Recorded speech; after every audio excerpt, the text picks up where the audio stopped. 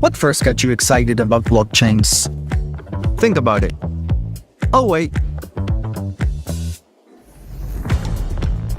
I bet it wasn't multi-million-dollar hacks, exposed data, or finding somewhere safe to store your seed phrase. Was it? Maybe it was the idea of decentralizing a broken financial system. Maybe it was imagining a world where people own their own data and get to sharing the value it creates. Or maybe it was the promise of a fundamentally better way of connecting, communicating, and transacting. The next phase of the internet that empowers us instead of exploiting us. So why hasn't that happened yet? Why are we still living with the same broken system that blockchains promise to fix? It's because blockchains can't keep a secret. Enabling open, transparent systems was only the first half of the challenge. For blockchains to really change the world, they also have to be able to protect our sensitive data when it matters. And that's why we built Midnight, to bring down the final barrier to mass adoption and unlock the full potential of the decentralized web. Let's build the internet we deserve, together. Ladies and gentlemen, we all know this in crypto. Ownership matters. That's why Cake Wallet. Cake Wallet gives you full control of your digital assets, all in one easy-to-use application. You can store Bitcoin, Litecoin, Zcash, Monero, and many more with just one secure backup. Swap between coins in seconds. No copying addresses, no complicated steps, and even includes Bitcoin Lightning for faster payments. And with Cake Wallet built in, you can use crypto in real life through debit cards or gift cards. Simple, secure, self-custody. Download Cake Wallet and take control of your crypto.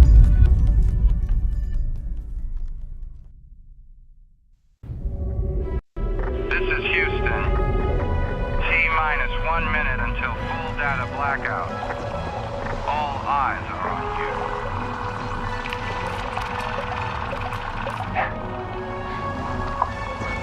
Breaking news. There is an astronaut conducting an emergency repair on a global communication satellite that could go dark at any moment.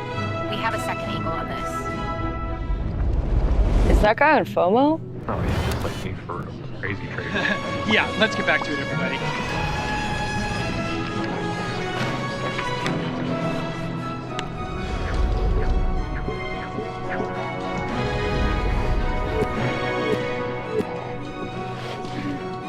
Breaking news. There is an astronaut.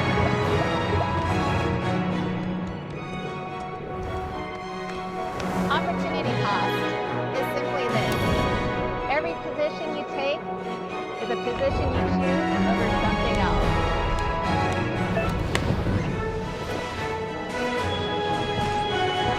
This just in. According to the astronaut's FOMO account, highest in the room, the satellite has been restored.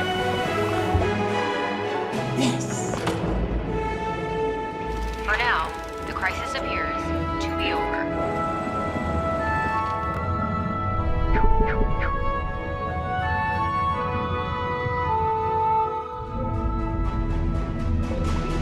Satellite's up and running. Position's looking good too.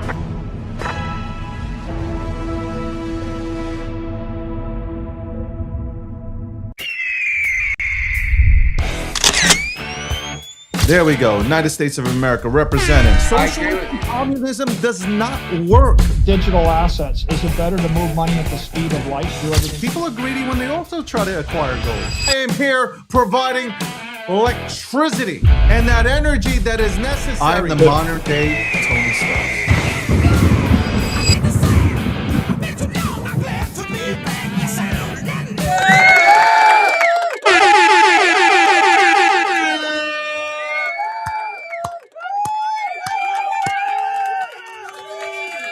Welcome, welcome, welcome, everybody. Ladies and gentlemen, boys and girls, children of all ages. You are now tuned in to the motherfucking best show on the goddamn fucking planet. That is right. The Breakdown, episode 773. It's true. Oh, it's 100% goddamn true. Sponsored by Midnight, the title sponsor, Midnight. Also, if you haven't signed up or looked at Midnight City, you're missing out. Tomorrow we'll go diving into Midnight City. Maybe Landy will participate with me. Maybe he won't. Maybe it'll be me by myself. By the way, shout out to everybody who tags me. When you see my AI agent in Midnight City, it would be good for you to go ahead and take that screenshot, tag me so I can see you, so we can go ahead and start this gang that I'm talking about. Anyway, also, Polymarket. Shout out to Polymarket. Polymarket is the official prediction market sponsor of the breakdown. We'll dive into some of the topics, and I just want to see the presidential. Even though we looked at it yesterday, I do want to see the presidential election winner 2028. I want to see if it changed or not. Vance was in the lead yesterday, so shout out to Polymarket. Cake Wallet, okay? Cake Wallet, the most secure wallet, one of the most secure wallets that we have in this space. If you're kind of skeptical about holding your stuff on some of these cold storage products, maybe look at Cupcake. Maybe get an old iPhone, factory restore that shit, and I don't know. Maybe hold it on that iPhone. We'll get into that. We will get into that kind of conversation. Also, FOMO. Me and FOMO, FOMO and me and FOMO and FOMO and me are family. That's right. You can watch me on FOMO. I'm going to come out with the link. I'm going to make an official type of introduction for myself coming onto FOMO so I can wipe the asses of anybody trading on there. And you can literally see me put a thesis on why I am going into certain things. Yes, that is going to be fucking exciting, electric when I go on there. Oh my God, the ratings will go up. Shout out to FOMO for being a sponsor of the breakdown. Kumbaya, my lord. Kumbaya. Kumbaya, my lord. Kumbaya.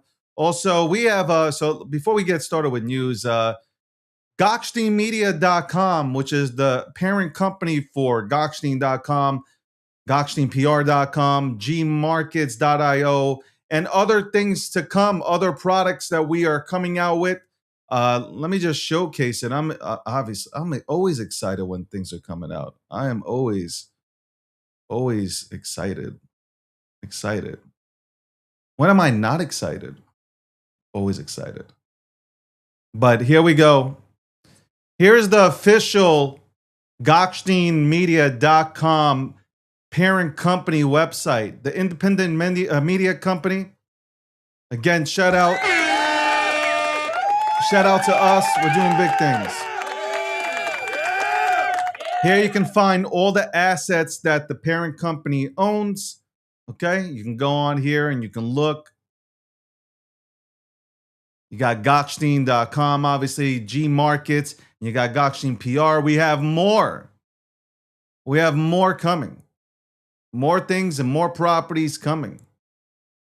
Also, you can go on there and you can see who.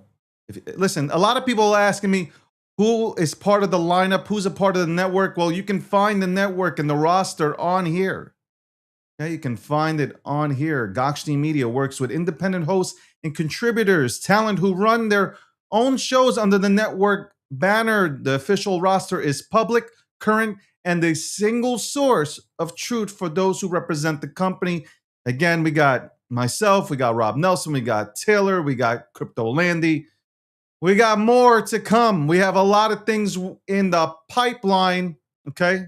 Got a lot of things in the pipeline. So yeah, if you want to stay up to date with what Gochstein Media LLC is doing, here's the site, GochsteinMedia.com. That's right.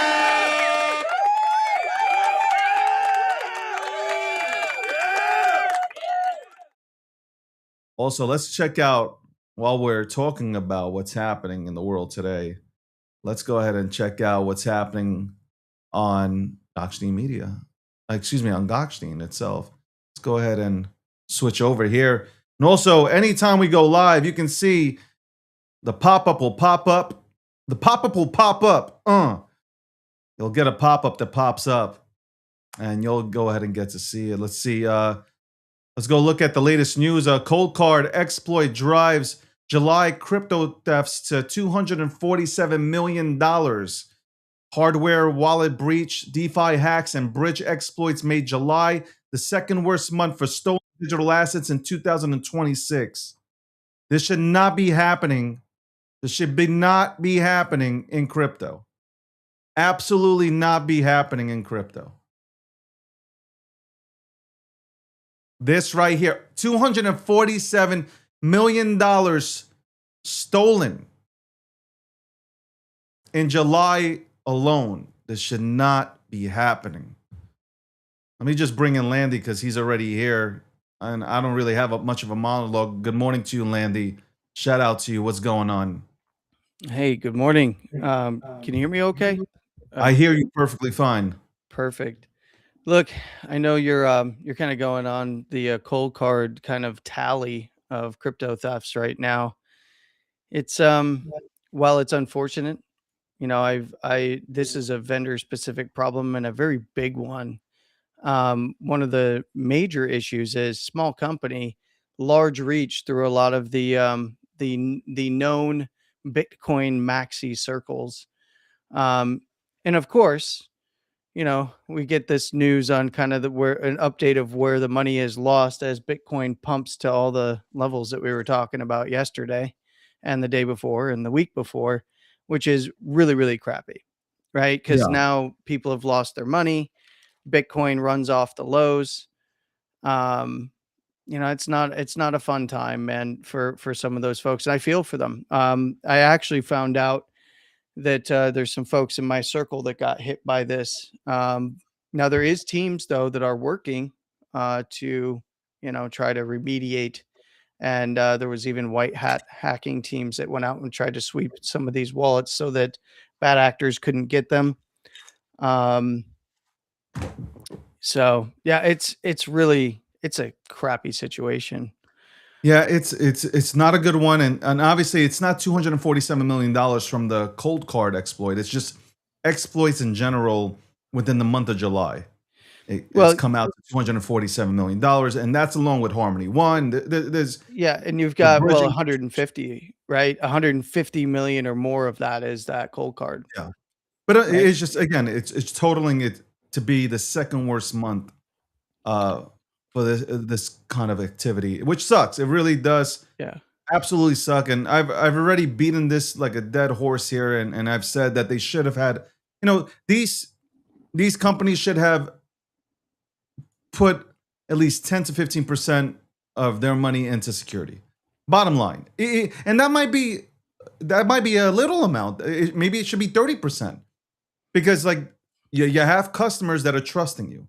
And you also obviously we've had Trezor with the third party data breach, and it's not good. Yeah, It's not there's good, and it should not be happening. That's all I can say. I agree. And I don't know if before you came on here, I went ahead and I wasn't just talking about this. I was just talking about where everybody can go ahead and find, the Gokshin Media LLC company and its holdings. Our website is up now. That's right. Website is up now. You got 3 public properties. You got the Gokshin.com news website. You got the G Market site, and you got the Gokshin PR site. You also got more products coming, so stay tuned. But again, you can check them out on here. And obviously, for the latest, you want to find out who's on the roster, who you can go ahead and follow on the G Media Network. It's all here. So, yeah, I'm excited about this. Things are going up. Independent company, no VC. We don't need nobody. We're going to make this shit work. You know what I'm saying? Back to the news. Well, Say that again. the news of today, right? I've been using obviously the Gokshin website for news, as it's kind of replaced my terminal aggregator behind the scenes here that I told you I've been using for a while, because it's just a nice, easy place to go and check what's going on. And the Livewire especially has been very helpful, because then I can dig into stories straight through the website, or I can do some search right through wherever that story originated from, companies directly and all the rest. So it's been very, very handy. I hope that people are checking it out and using it and bookmarking it. It's only going to get better. And there is a, of course, I got already hit with the visibility shit from TikTok, and at this point I can care less. We will be on Instagram, we will be on Facebook, and hopefully there will be less of this bullshit that we have to go through. So it is what it is. On TikTok, I think primarily the staff will be cutting up clips from this show, and we'll be putting it out there so we can go ahead and get visibility on there. Obviously, I don't know what's happening, but we cannot come to a deal here with TikTok where they can acknowledge that everything that's being done here is from our company. Okay, we are producing the show. This is our copyright, trademark, whatever, man. It is ours. So it's just weird that we have to go through this day in, day out with TikTok, especially when we have a really good audience on there. Anyway, upgrades coming for Gokstein.com. It's already working great. That's the first, I'm gonna tell you right now, and yeah, I'm biased, but I used to go to other places. Now I just go to Gokstein.com to get my news. Bottom line, and the next upgrade that comes, will even be more. There'll be even more news and opinion pieces and whatnot. So, shout out to everybody who is using Gokstein. It's free. It's free. You imagine that it's free. No paywall. It's free. Okay. Vlad calls for U.S. tokenized stock rules. What is it? One glaring gap as on-chain volume hits 9 billion. Obviously, they had a conversation. So a lot of people missed the boat on this. There was a press conference. You had the SEC there. You had the CFTC there. They both spoke. Both leaders spoke there. I like what the CFTC did. The leader there, Mike, comes out and he says that Paul is one of the greatest of all time, essentially. And they were like, he was continuously bashing Gary. Okay, bad news. Gary was continuously thrown under the bus there. You also had the twins from Gemini there. You had Vlad. You had one of the CEOs. I think he's the CEO from Kraken there as well. They were all having a conversation, but it was bullish. The CFTC is coming out with their guidelines. You had the SEC come out with their guidelines. And, there's major talk about the Clarity Act being passed on September 15th. So whether that happens or not, who knows? But again, there is conversation stating that it will be passed on the 15th. I had Parianne Boring on here yesterday. We dove into those topics. She's not so bullish on the Clarity Act being passed. But again, I hope it does. But then again, I turn to, it's what she also said in 2014, it's turning to the IRS now. After all these things are done, it's time for the IRS to, I guess, change what a cryptocurrency is and call it a currency rather than a property. Because if you're treating it as a property, then you're treating it as a security. And these conversations need to go ahead and be had, and they need to be done, especially if we got a pro crypto administration in this goddamn fucking house right now. We need to go ahead and get this done. Your thoughts here, Landy? I agree. Well, I actually 100% agree with you. I also agree with Perianne that it's very unlikely that it's going to be passed. At minimum, it's not going to be passed as is. And I actually hope that it's not passed as is. I hope that some of the guidelines and some of the feedback that the SEC is going to get and the CFTC is going to get, as well as the administration when it comes to some of the proposed regulations, I hope that this actually results in some things actually moving in the right direction for that bill, and it not just being the big nothing burger that it really is at this particular moment, in my personal opinion. Look, I'm not going to go point by point. I'm sure Charles will bring it up later, right? It's one of those things of like, great. I'm glad that the administration is doing something. Now, how about Congress?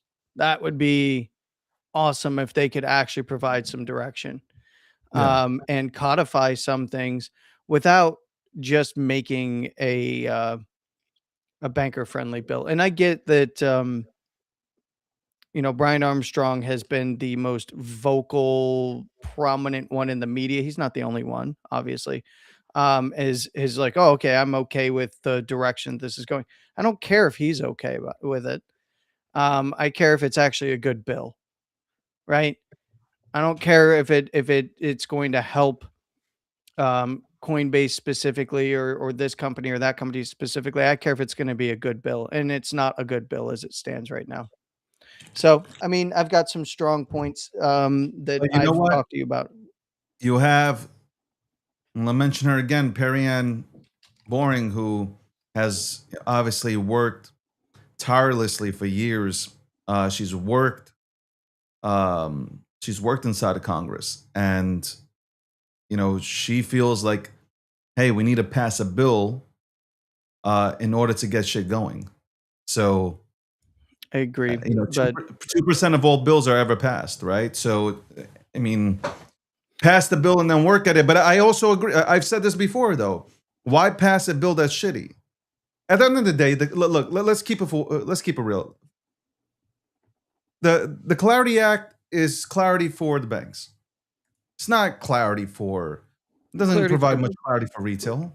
for banking focused institutions, yes, That's because it. it's So not what does it just do for the bank. retail? It doesn't do a whole lot. Okay. It's the trickle down effect. It literally is the trickle down effect, which Okay. is not what you want to see, because it doesn't actually provide any of the clarity that it's literally the bill's title is clarity. It doesn't provide any clarity for others. There is some bits of regulation that it would codify and some things that it would allow for, but within a very strict box, right? It's not actually doing much of what we would want to do, and it's leaving it up to the regulators instead of codifying things. Yeah. So maybe the regulators can push that forward. And I know that the Trump administration's been hard at work on, and from the various regulatory bodies kind of pushing Congress as well. Yeah. Um, you have to forgive the background noise. We're having some construction done over here. I don't hear it Um, at all. okay, good. But yeah, that this is something that I think is going to be talked about all the way through the end of the year, because I don't think it's going to happen in September. To me, at the end of the day, the most bullish news that I personally see is the SEC coming out with their guidelines. I think Yes. that's bullish.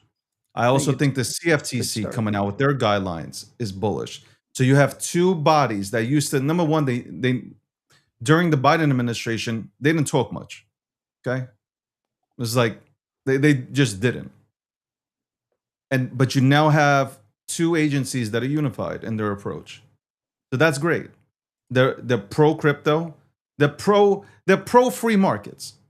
That's how I look at it. And that's great. And especially for crypto. If you don't like Trump, I get it. I totally get it. You guys don't like Trump for whatever the reasons are. But if you're a crypto bro and you really aren't diving too much into politics and all you care about is crypto or the traditional markets or just markets in general, and you want to participate, then I don't see how you're not happy with Trump or the administration. They're trying. And I really do think this will be the biggest victory for Trump, at least from the crypto side. And also for Vance, because Vance got to look at this as well. He's running 50 million plus, maybe that it's probably more now. 50 million plus Americans hold cryptocurrency. We're heading in that digital direction. So for Vance, it's important that they get this shit right with the IRS. I'm serious. All over the place where Main Street and retail understand how to operate. Then nobody's clueless when it comes tax season. We've had accountants on here, CPAs on here, with Andrew Gordon on here. He talked about it. We need to get that. We need to get that done. I would rather that get done before the Clarity Act, to be honest with you. That before the Clarity Act, because the Clarity Act, again, I'm not a bank and it means nothing to me. Okay, I don't own a bank, so it means shit to me. Yeah. It really doesn't. Yeah. So, No, I agree. Look, I mean, um, it will provide for at least direction for a lot of the platforms that many of us use to eh, obtain crypto and buy and sell crypto, but it doesn't eh, do a whole lot for us outside of but that. it also, the only other thing that it does do is if you are front running the markets and you've nailed in your positions, which are hopefully are good positions in your portfolio, if the Clarity Act does pass, that means that liquidity will be injected and the top assets within the crypto space will go up. Yeah. So you will have an influx of not millions, not billions, but trillions of dollars that come in. But again, they will come into the real assets, okay, and not your favorite meme token that came off of Pump.Fund just now. I'm just saying. I'm just throwing it out there. If you're in a Telegram chat right now and they're telling you Clarity Act passes and our meme goes up, get out right now. Unfollow, get out, block everybody.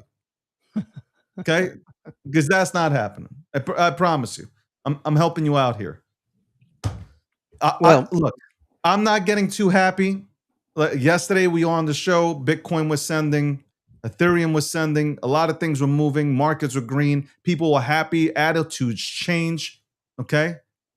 Today, same thing. People are happy. Bitcoin has gone up. It is going up. Ethereum's going up. Solana, everything's up. It's green. Landy. What well, I'm not, again, I'm happy. I'm happy that yeah. people are happy. But at the end of the day, I'm waiting for the pullback. What are your thoughts? Well, I mean, we've been talking about this yesterday, last week, the week before, and for like 6, 8 weeks, right? We've been talking about, at least I've been talking about specifically watch Bitcoin in the range between 62.5 and 65. We need to see closes, more importantly, not just swings below and swings above. We need to see closes above to go run the more recent highs at 67 on its way to test 68 to 70. Said this yesterday when it was, trying to break out. And then where did it go? We hit 68 to 70. In fact, we hit 70,036 bucks yesterday on the high. I said take it $2,000 at a time to the upside because there's resistance about every $2,000. So, yesterday we got the high in at 70, got a little retest of, $69,000 and then a push up to 70 to 72, right? So it's above 70,000, it's 72,000. Pay attention to this area. If we start to get closes above around 72,000 to 72,200, I would expect to see prices start to head up to the next big area, which is around $74,000 to $76,000. And I mentioned yesterday, that's where things actually get pretty darn interesting. Because above there, is the area that we had just recently retested. Once you start getting above $76,000 for Bitcoin, it's all about the monthly area that was the prior higher low on a closing basis and higher low on a swing basis. So you had the swing higher low, and that was the last higher low of the bull market at 74.4 area. And then you have the close open at 82.5. Now, we've previously tested this area before, but above $76,000, that puts us above the higher low of the bull market that's been broken down from, on its way to possibly retest that 82.5 monthly yet again. This is obviously where we rejected last time, but that's where I'd be paying attention, right?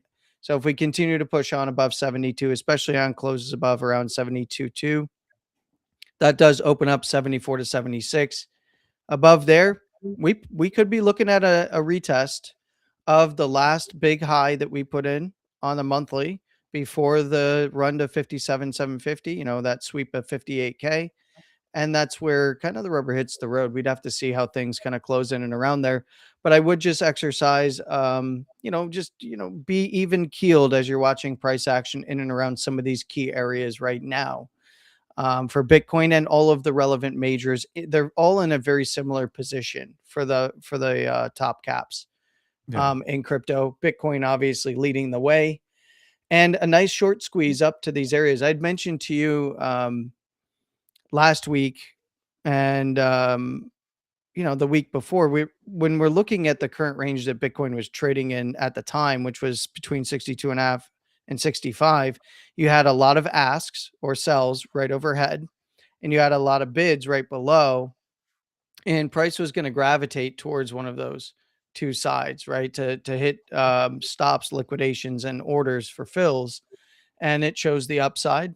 And now we're getting that, from that compression to expansion and volatility, we're getting that. It's a beautiful thing to watch, and enjoy the green days. Enjoy the green days, because as soon as what goes up must come down, doesn't mean that it's going to be all over and it's not going to push any higher. But as soon as it puts in a red candle day, everybody's going to be right back to dooming, right? So it's more about watching the price action, watching the conditions, watching the levels that you're interested in. And something that you and I have been very consistent about, and a lot of the stages that I go and talk on, obviously you're familiar with the Wolf crew and the ATC crew. One of the things that and is common amongst even the trading crews has been, in the $60,000 area and under, it was all opportunity and will continue to be opportunity upon any retest. 60K and under. I mentioned to you last week, and this was starting about a week before.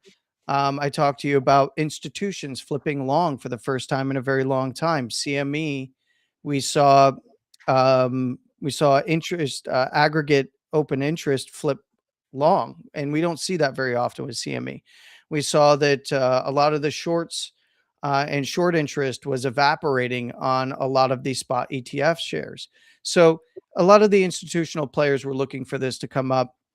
The big seller in some of these areas. Now, granted, this was a couple weeks ago at this point, was Michael Saylor, was as one of the larger institutional sellers. Now, granted, in the more recent weeks, it's just been MSTR stock that they've been selling to bolster their reserves. But this is an environment where as soon as the move kind of was going to get rolling, it was probably going to be a very, very quick move. We had a giant candle yesterday.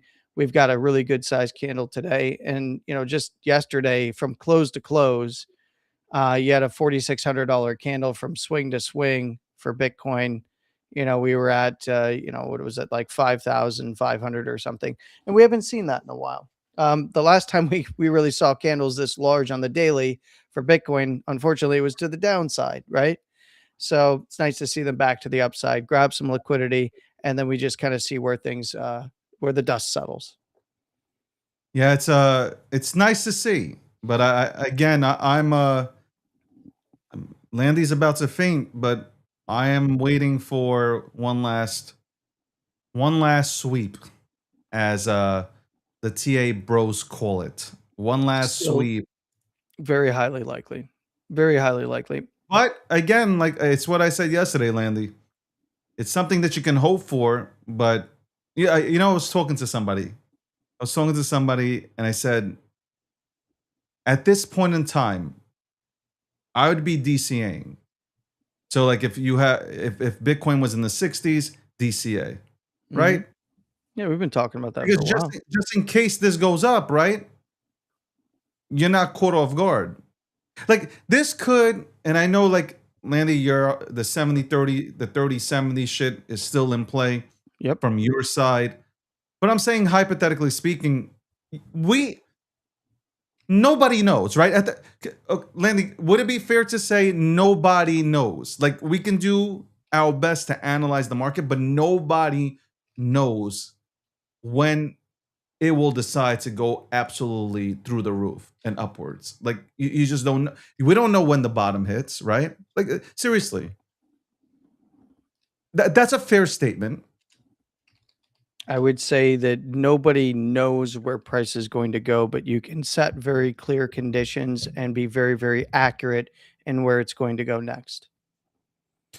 But maybe, just maybe, the bottom is in. Well, there's a lot of maybes. Maybe I'm really a woman talking to you right now I'm behind the not gonna get puppet. into that. That is for you to go ahead and tell everybody, not me. It's not my place. I don't Okay? play with maybes though, David. I don't. Okay. It's all about the Listen, data. I don't know, man. I don't know if don't. I can't. Look, I'm a trader, and this is what I was talking about yesterday. As a trader, And as somebody that's been hedging a large position in Bitcoin for a very long time, I hedge in the bull markets. What I will tell you about Bitcoin right now is my hedge is to the upside, right? When we're in a bull market, I'm hedging for potential downside on the pullbacks, right? So in a bull market around the highs, I'm in short positions and I'm hedging my portfolio for drawdowns in the bull market. When we're in a bear market, I'm hedging to the upside, right? Because I'm already short. I'm hedging that price is going to go higher. Like I've talked to you about, it hit my orders. 58 to 60 is where I was looking. And I talked to you about this for a long time since we were actually in a bull market. 58 to 60 was one of the key areas that I was going to DCA and really DCA heavy. I hit my first tranches of orders for DCA there, and I took longs. I got actually 62 and a half. We talked about this when it spiked down to 62 and a half on Friday. I told you I was in a long position. Why? Because I was already short from the range highs. I went long on the range lows at 62 and a half to 65. I'm willing to get stopped out on one side or the other. I got stopped out on the short side, riding the long side up. Nice winning position. That's a hedge. Now, when it comes to could the bottom be in, I've had this discussion with people till I'm blue in the face. A bottom does not mean the bottom. So if we close the monthly above $67,000, we will get a bottom. It will be a low on a higher term time frame like a monthly. But does that mean that it is the low? No, not necessarily. Even if we pump substantially higher, where do things change? And this is for the audience as much as it is kind of a repeat of what I've been kind of talking about. If we were to get a close above 82,800, which is the last monthly lower high, then things significantly change because that would be a trend break. Then it's all about the next move down. Doesn't matter how high price goes. If it trend breaks, great. Enjoy the ride. It's all about where it retraces to when it eventually does correct back down, because things do not go up in a straight line. They never do. And I know that a lot of people Randy, miss it. I get it. I totally get it. I understand.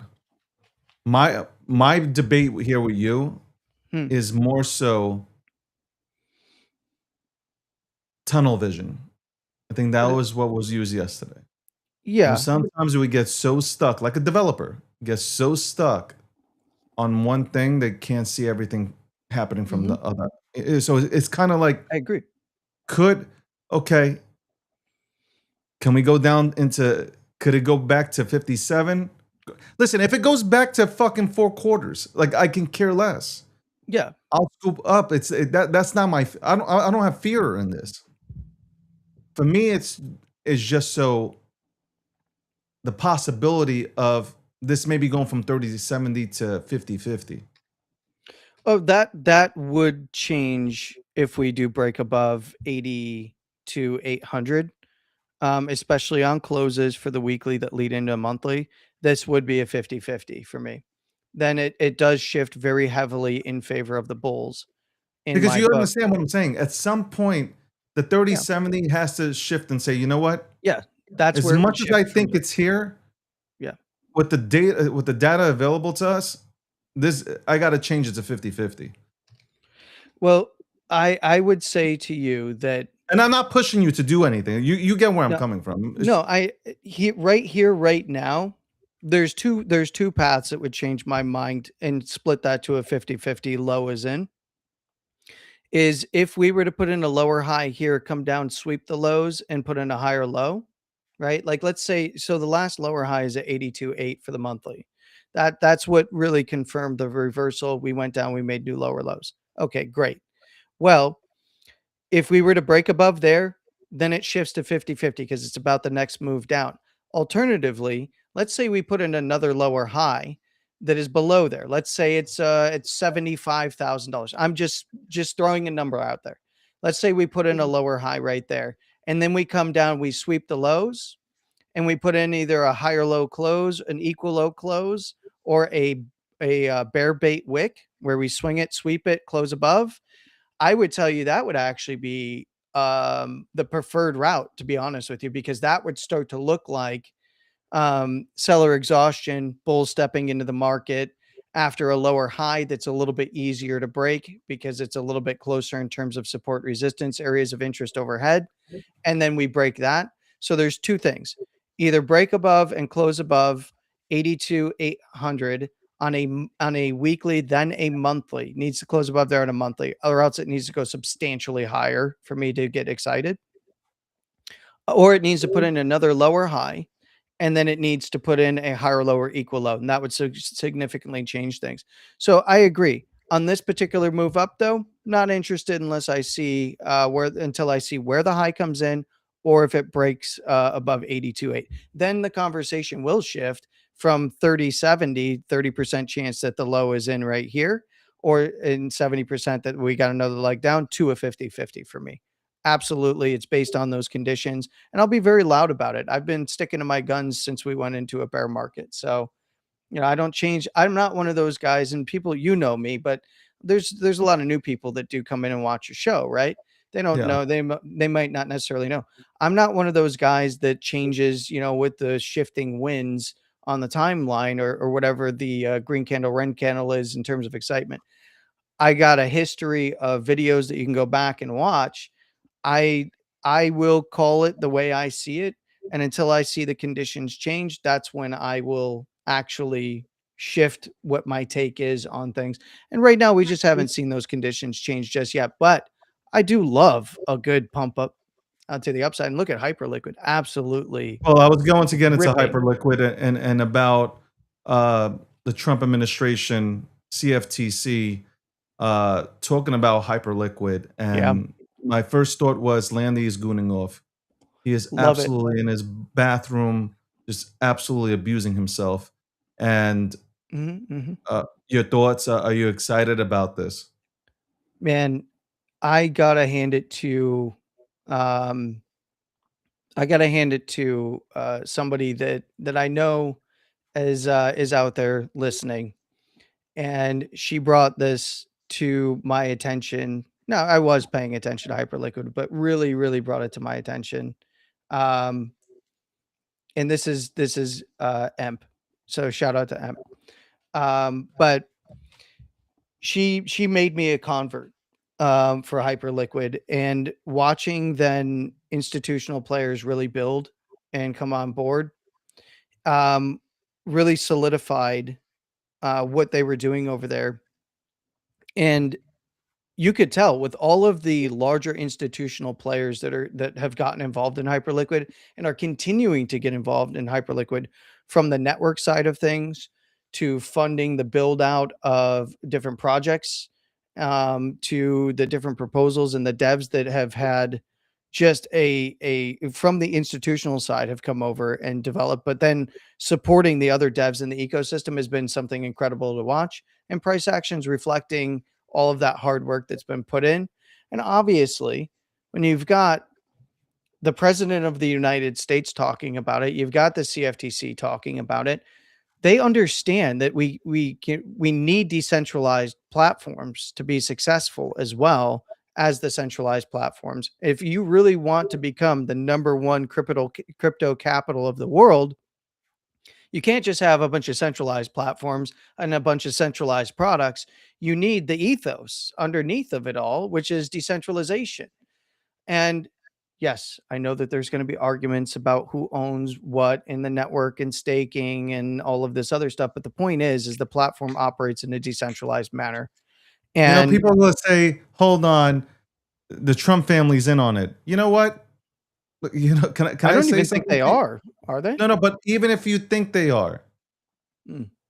then fucking follow the money. Like, I'm so fucking tired of hearing people complain, "Oh my god, Trump, he just he's making all the front run the money." It's the same thing that I was saying about the institutions and when they were coming in. Follow what they're doing.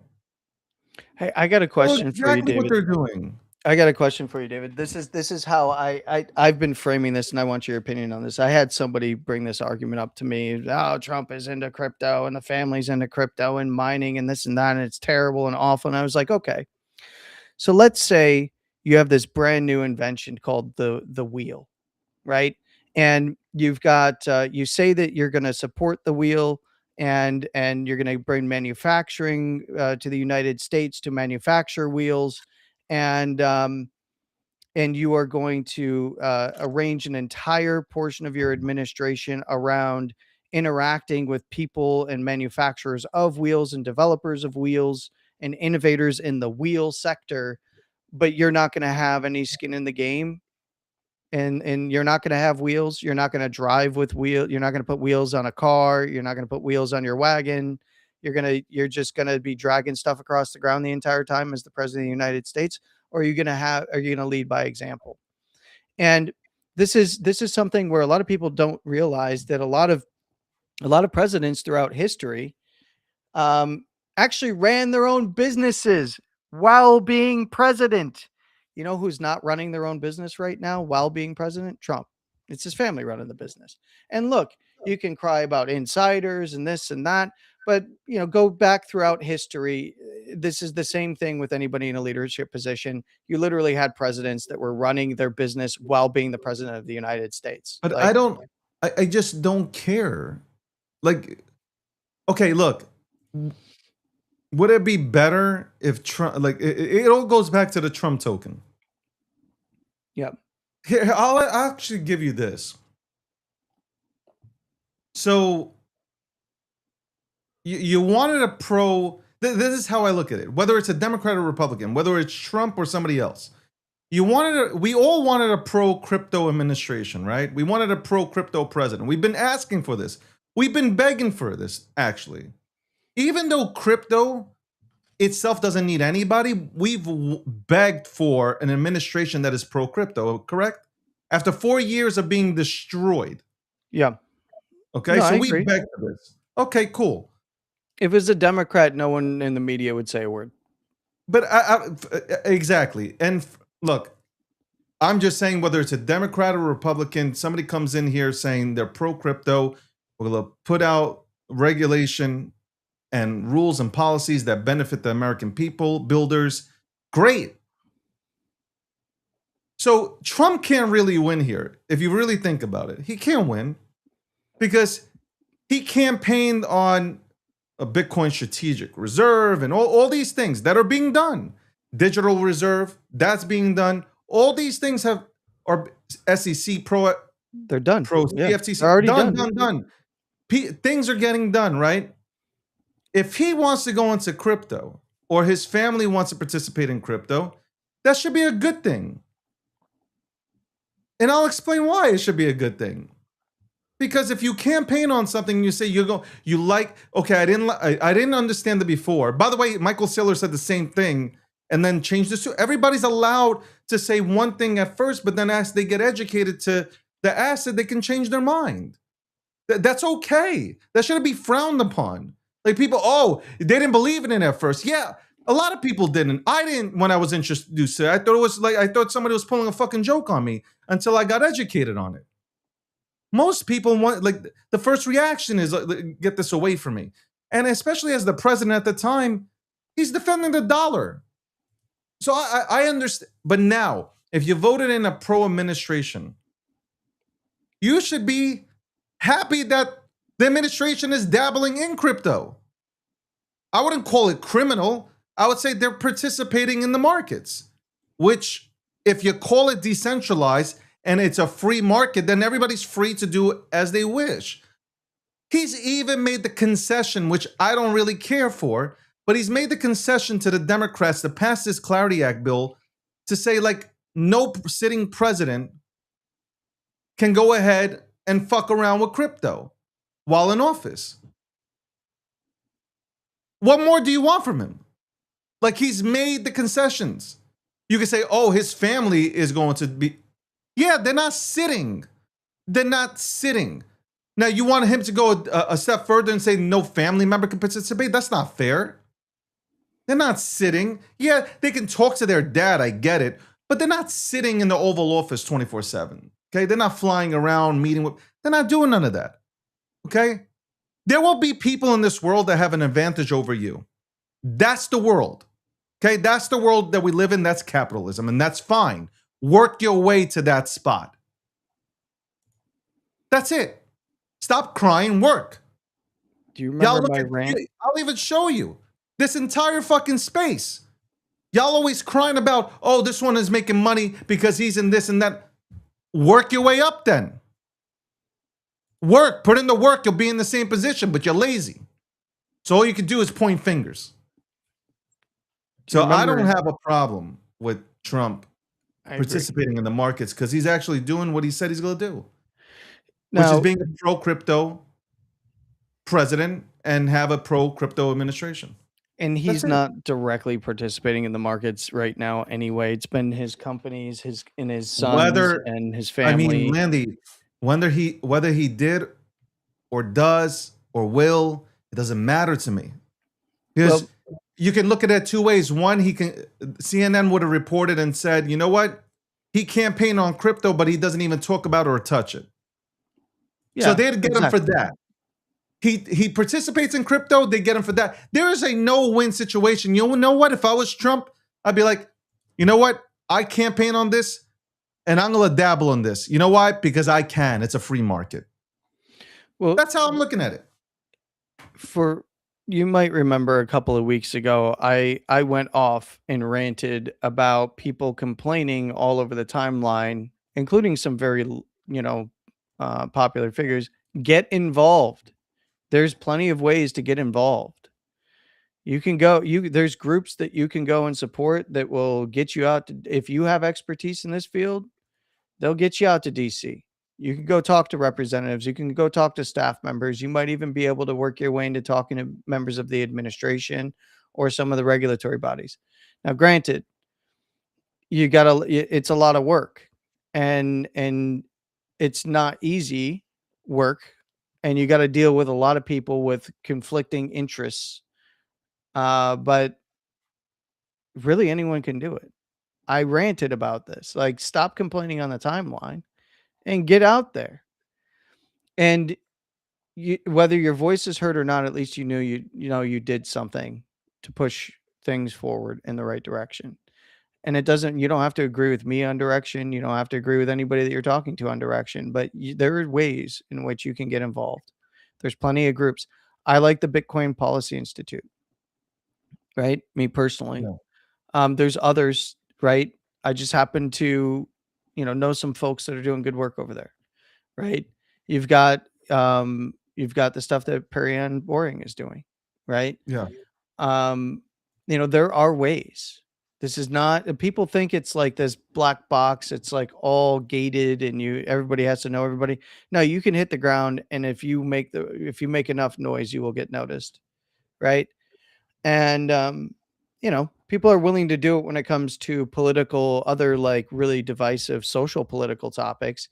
And then they'll sit back and just whine and cry on the timeline when it comes to something important like the cryptocurrency topics and blockchain technology topics, instead of actually getting out there and doing anything. It's just a bunch of pissing and moaning instead of actually doing things.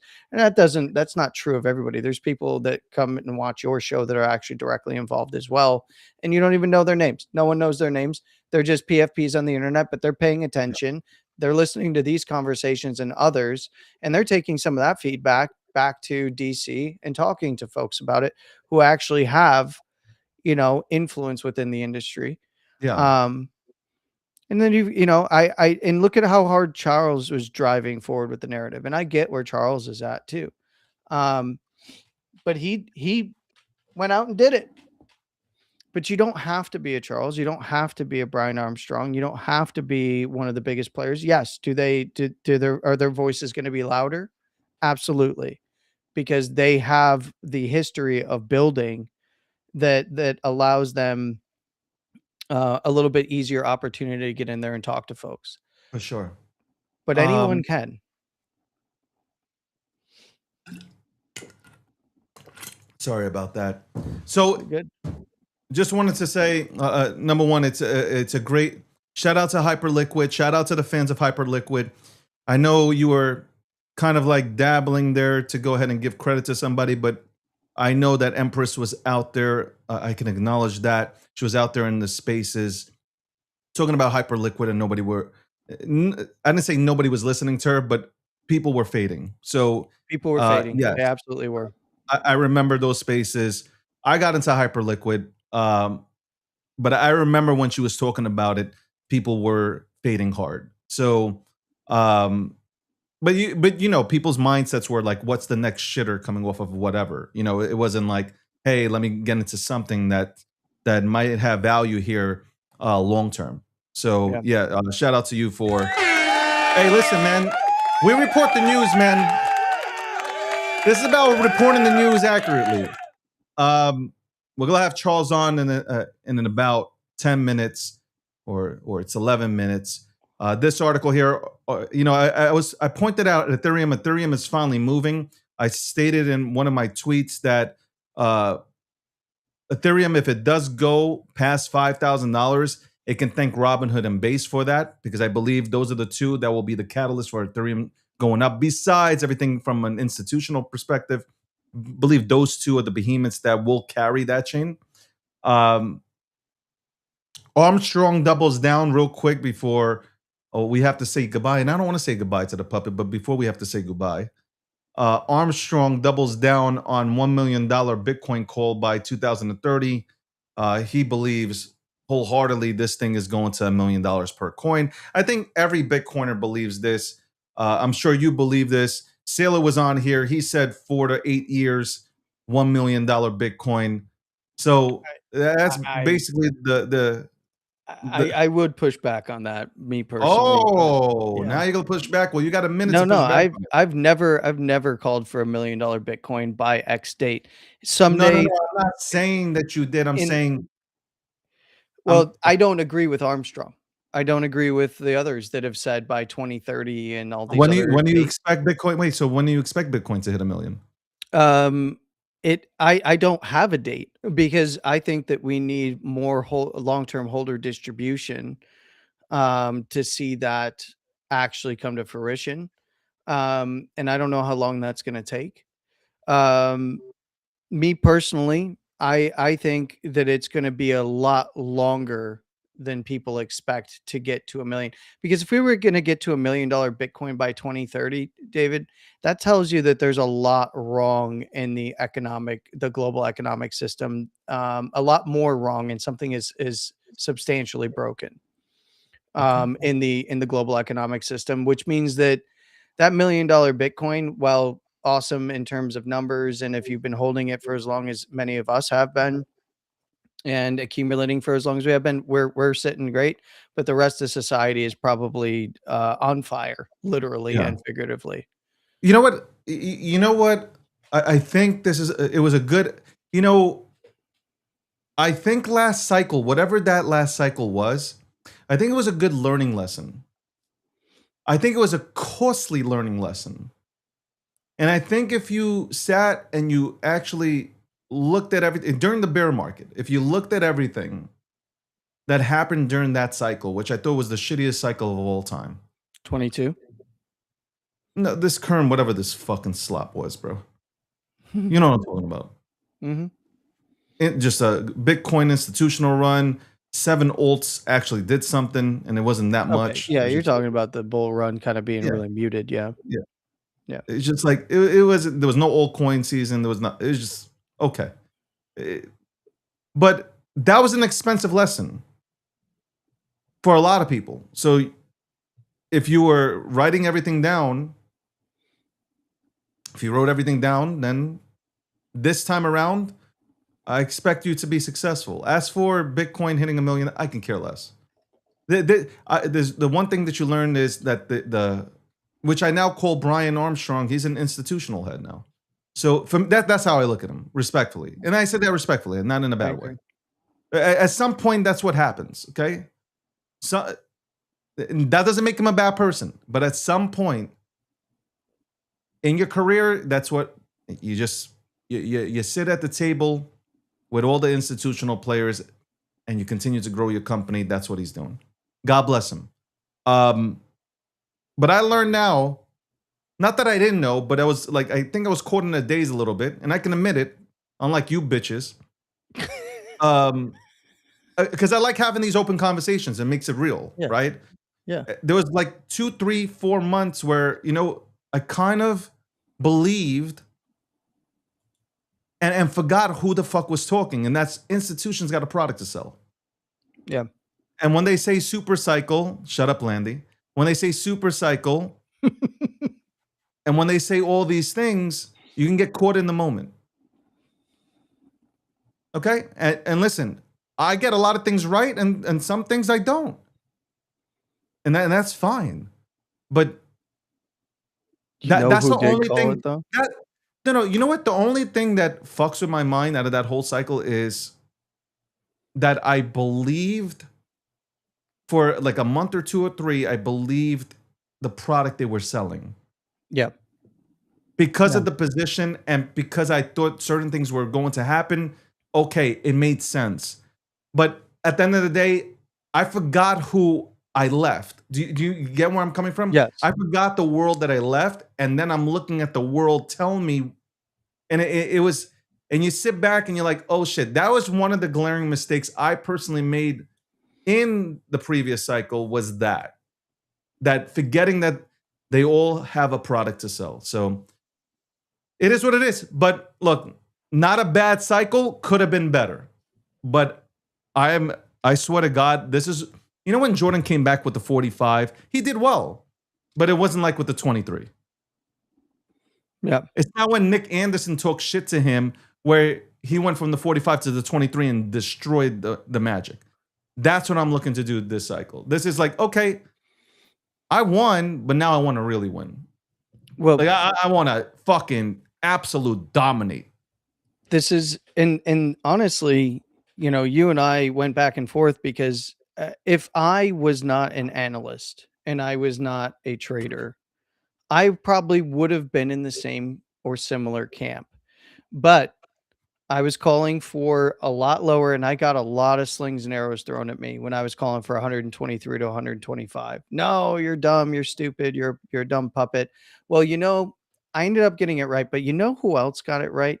The icon, the absolute legend out of New Jersey. He called it along with me. He was there. The one, the only icon that hopefully we see more of in the future. And that's Rex Liberty. So yeah, Rex Liberty, give him a shout out. Rex Liberty. I've been for some reason the staff is clipping up his stuff. It's crazy to watch. I mean, he is, you know, you're electric, but he is the epitome of the electricity itself. Yeah, he's amazing. The hair. Yep. It's all fitting. Ladies and gentlemen, Landy, Mondays, Wednesdays, and Fridays. On this network, you can tune in and you can watch him. Mondays and Wednesdays, it's 9. On Fridays, it's 8 Eastern time. Yesterday, obviously, he did the market update. You can go ahead and check that out if you're interested in, you know, participating in these markets and actually winning. Check him out. Landy breaks everything down slowly for you, so you can understand. Trust me, slowly for you, so you can understand. Hey, it was a 16-minute video, man. But I it was covered slow. everything yesterday. Slowly. Bitcoin, oil. Yeah. I covered all traditional markets. Who doesn't love baby oil? He covered baby oil. Like it's amazing. Well, and I was covered in baby oil while giving that analysis. Yes. Yes. Shout out to everybody. Shout out to you. Appreciate you coming on. And obviously, I'll see you tomorrow, Yes, sir. 12:15, and then back at 1:45, where you go toe to toe with well, not toe to toe. I want to say that, but we go ahead and bring Rob Nelson on here. Rob Nelson's show also aired yesterday at 8 p.m. I love debating Democrats. So yes, absolutely. Don't say that. Don't say that. Don't you call him a Democrat. But anyway, much love, David. I appreciate you.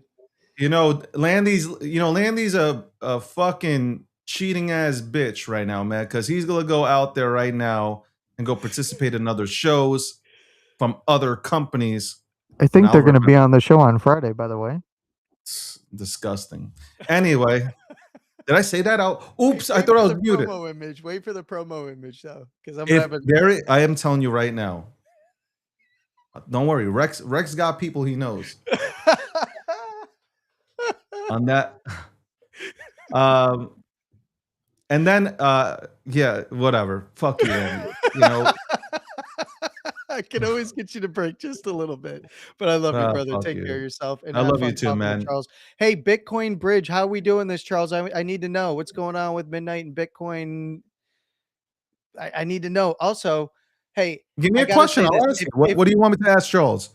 So Charles and I have spoken here and on your stage as well a few times about Bitcoin because he understands what Bitcoiners want, right? When it comes to Quickly, we got commercial break. Come on. I want to know how either Cardano or Midnight is going to interact with Bitcoin. We had that glacier drop. A lot of Bitcoiners got a lot of Night token, so I want to know kind of what direction it might be headed in with Bitcoiners and the opportunities that might be available in the future for Bitcoiners when it comes to Midnight as a network, and then also Midnight City. My agent is just sitting in this pod. I want to go hang out with David.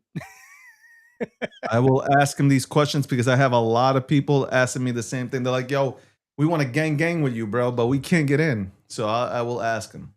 All right. Thanks, David. You're welcome, Landy. Landy, the puppet. Everybody, Landy, the puppet. He just submitted 2 questions to me to ask Charles. This is crazy. This is crazy. Anyway, we'll be back right after this commercial break. Sponsored, of course, by Midnight. What first got you excited about blockchains? Think about it. Oh, wait. I bet it wasn't multi-million-dollar hacks, exposed data, or finding somewhere safe to store your seed phrase. Was it? Maybe it was the idea of decentralizing a broken financial system. Maybe it was imagining a world where people own their own data and get to sharing the value it creates. Or maybe it was the promise of a fundamentally better way of connecting, communicating, and transacting. The next phase of the internet that empowers us instead of exploiting us. So why hasn't that happened yet? Why are we still living with the same broken system that blockchains promise to fix? It's because blockchains can't keep a secret. Enabling open, transparent systems was only the first half of the challenge. For blockchains to really change the world, they also have to be able to protect our sensitive data when it matters. And that's why we built Midnight, to bring down the final barrier to mass adoption and unlock the full potential of the decentralized web. Let's build the internet we deserve, together.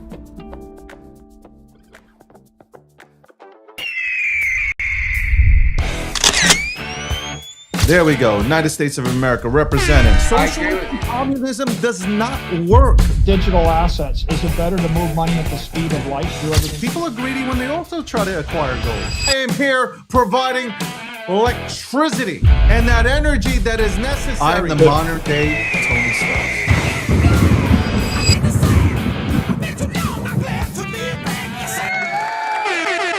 Welcome back to the show. Episode 773, titled Sponsored Midnight. And we might have, I think we have somebody that might know a few things about Midnight. So let's get inside of the head of this man. He's backstage. Let's bring him in. Charles, my friend. Hey, good to see you, David. How you doing? How are you doing? You look, I got to tell you, I call myself the most electrifying media personality that there is within this space and outside of it. I saw you on stage and you are electrifying. You are really sharp like you're always sharp, but you are really on fire. Oh, we're having fun. You know, this is Jackson Hole, and it's like the Bilderberg group of crypto. So all the big guys are here. Brad Garlinghouse was here. CZ was here, hanging out with Senator Lummis and Senator Scott, and we're talking clarity, talking the future of the markets, talking about all the things going. We got our pep back on our step. The bull market's coming, and we all feel it. We all taste it. It's there. It's in the air. It's electrifying. And what's cool is I said, hey guys, we need a new narrative. I saw it so many times before. I saw it in the old days of Bitcoin when it got stale and boring, and then Ethereum came out, and then I saw it in the second wave with Solana and Algorand and Cardano, and we see it again. This abstraction wave, the privacy wave, the agents wave, the Web 2.5 wave. Everybody's starting to get it, and they're starting to say, hey, we got some products to build. We got some things to build. We're excited about it. So it's coming soon, and everybody's laying their track. They're getting ready for the trains to come hit the frontier. The other thing about it too is just there are a lot of political power still inside this movement. What's going to have a meaningful impact on the 2026 election, and certain races that were just absolutely going to be lost are still in play because crypto money's coming in, and that keeps things like the Clarity Act alive, which has been changed a lot. I've had many conversations to try to get it into a better shape, and hopefully September 15th they'll actually be able to get it over the line. It had a lot of problems at the beginning of the year, but they actually listened, they fixed it. There were over 300 pages of adjustments and modifications and other things, and I don't think anybody realizes how much work's gone into it. I was talking to Senator Scott. I said, is there anything comparable? He said, we worked on this 3 times longer than Obama worked on the CFPB. And that was in response to the 2008 financial crisis, this one bill. So it's just like the world's worst constipation. You got to get it out. It's just got to come out. It's there. It's rock hard. It's just you've been trying, you're straining, it's not going to be pleasant, but God, it's got it done. So hopefully we can get this baby out next month. All right, well, let's stick on regulation. We'll go get into Cardano midnight. I got questions from Bitcoiners. Bitcoiners have asked, literally, they are contacting me, asking me to ask you about things that involve Bitcoin midnight. So let me just go with the Clarity Act, because you mentioned that, and then we'll go into the CFTC, SEC, CFTC guidance and all that good stuff, and we'll leave our way there. Clarity Act, you said September 15th. There's been a lot of talk about it potentially passing on that date. What are your, being that you're out there right now, you're being surrounded by I would say politicians are surrounding you right now. What would your percent rate be here on the Clarity Act passing on the 15th? What chances do you give it? Well, I mean, there's procedural things they have to do to get cloture closed and then get to the floor of the Senate for an up-down vote. What Scott's trying to do is get the Republicans to vote as a monolith, and every Republican senator says yes. And then there's about 19 Democrats in the Senate who could be persuaded, given concessions, to jump the fence and come and vote for clarity. We call it the genius list, because those are the Democrats who voted for the Genius Act. So they're already saying, hey, we need crypto regulation and get it done. So there are enormous conversations going on. Like the staff is requesting a lot of stuff, ethics concessions being made. The White House meeting that was held yesterday, really a lot of that was about horse trading of what Trump is willing to give up to basically get it over the line. And what's the industry willing to give up, and what shiny pennies can we give to the vampire legacy industry so that they go away? So there's a lot of that going on right now, and it's not dead. 100%. I'd say we're sitting probably about 46 in terms of the ability to pass. The cynical problem is the Democrats believe that they're going to be able to retake the Senate and the House, or at the very least the House.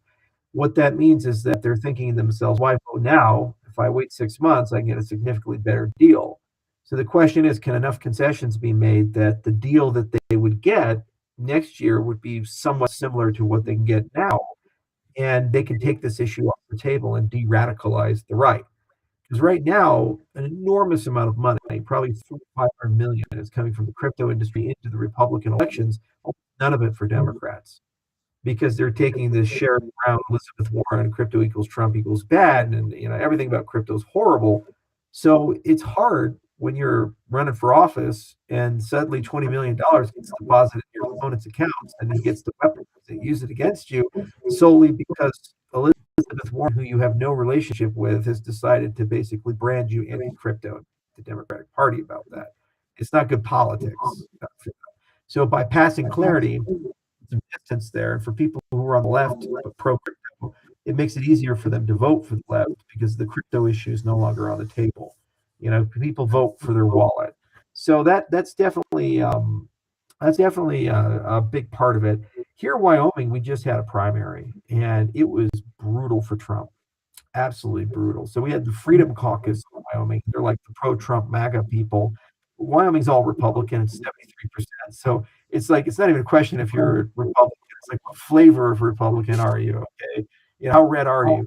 So the Freedom Caucus is like the red of the red. They're the most Republicans of Republicans here, and they've ruled the roost since Trump got into office. They were very powerful, and all of them got kicked out of office basically with this primary. I think a lot of that has to do with the Iran war and the distaste that the right has for it. There's the far right is very much against it, and a lot of it also has to do with some of the things being broken, campaign promises that they perceive to be broken. So that repudiation here, local, is going to have an impact nationally. What that means is the people who are most likely to vote Republican aggressively may stay home in November. So a lot of Republicans are trying to reset and figure out how to create some distance between themselves and the policy of the White House, and up to and including potentially some center of certain contact in the White House. So there's a lot of that. The Epstein files also have been a thing here in Wyoming. Todd Blanche literally buried them. The Republican Party said they weren't happy with that, but then they made him Attorney General, who just voted block. So there's like a gap between what they're saying and what they're doing, and people are starting to get very angry, and there's kind of a palace coup that's forming. So those politics are getting very toxic. The grass is not greener on the Democrat side. They got Abdul, Michigan. They got Mamdani. Things are not all so well in that house. They fed this monster, and they didn't really fully understand what they were embracing and what they're getting. And it's tearing that party apart. So they're like, whoa, we just wanted the votes, man. We didn't actually want these people to be in power and do stuff and be in charge of things, right? Yeah. And they're like, no, actually, we're going to be in charge of things, and we're going to go in Dearborn and hold protests that look like marches in Afghanistan or Iraq. This is nuts. It's like, whoa, hang on. That's not really popular with the general electorate. So the problem that people are having come November is that while they hate the Republicans, they really hate the Democrats too. So it's like, do you want to be kicked in the face with the nuts? What would you like? It's like, oh God, I don't know. This is bad. And crypto's just trying to navigate this. It's trying to be like, how do we fucking neo, bullet time, dodge all this shit and just push it on through? And I think some of the senators right now, their feeling is just like, we've put so much fucking time in this. We've had so many fucking conversations. These crypto people are not going away. People go away after a while, go away, and we don't want to spend the next 2 fucking years having these conversations again, and the protests and the letters and these and that and the financing. I think there's the only thing that's going for clarity right now is the fatigue of just getting it passed and finally getting it done, and moving on and trying to fight another battle. What we've told a lot of Democrats behind the scenes is, look, you pass this, you get a lot of say, because the joint commission between the CFTC and the SEC, where the rulemaking is going to happen, there will be Democrat representation there, and this is where you can sneak in your ethics and insider trading and other things you're concerned about inside the rulemaking set. So this is the beginning, not the end. And if you don't do this, they're calling the bluff the Democrats. The SEC and the CFTC can do rulemaking, which is, you just mentioned, they recently did. And the problem is those are sticky. Even if the regime changes, you can't be like, well, we got all these things, we said it's this way, but we're going to do a 180, and then now we're going to sue people. You're going to go to court and say that's a promissory estoppel. I mean, this is unconscionable for the SEC to say this is the way it is, we've made the rules, and then reverse all of them, destroy our businesses in the United States. Yeah. That's just not something you can do as a regulator. It's radically inappropriate.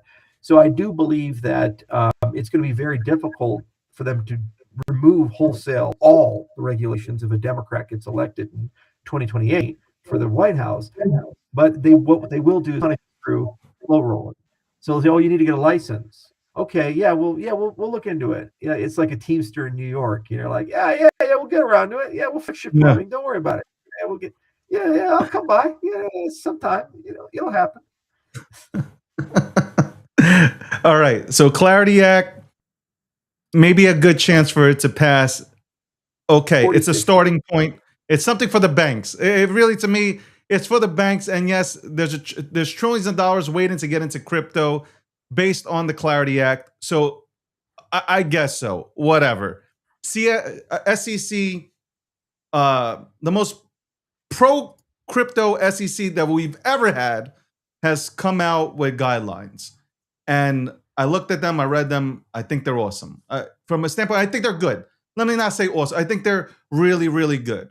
What were your thoughts on that? When the SEC came out with their own guidelines, they were like, whatever they're doing in Congress, we can care less. We're coming out with guidelines so you guys can understand what we're looking for.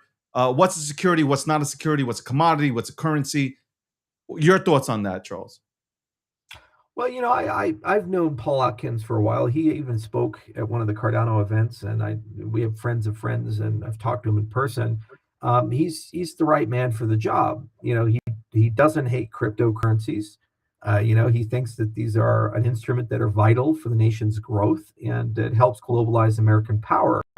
So it really helps that when the chair of the commission is favorable to the asset and thinks that it's part of the story of America's innovation, when you have a conversation about rulemaking. The SEC can only do so much without an active Congress, and what they released is basically as much as they can do without an active Congress.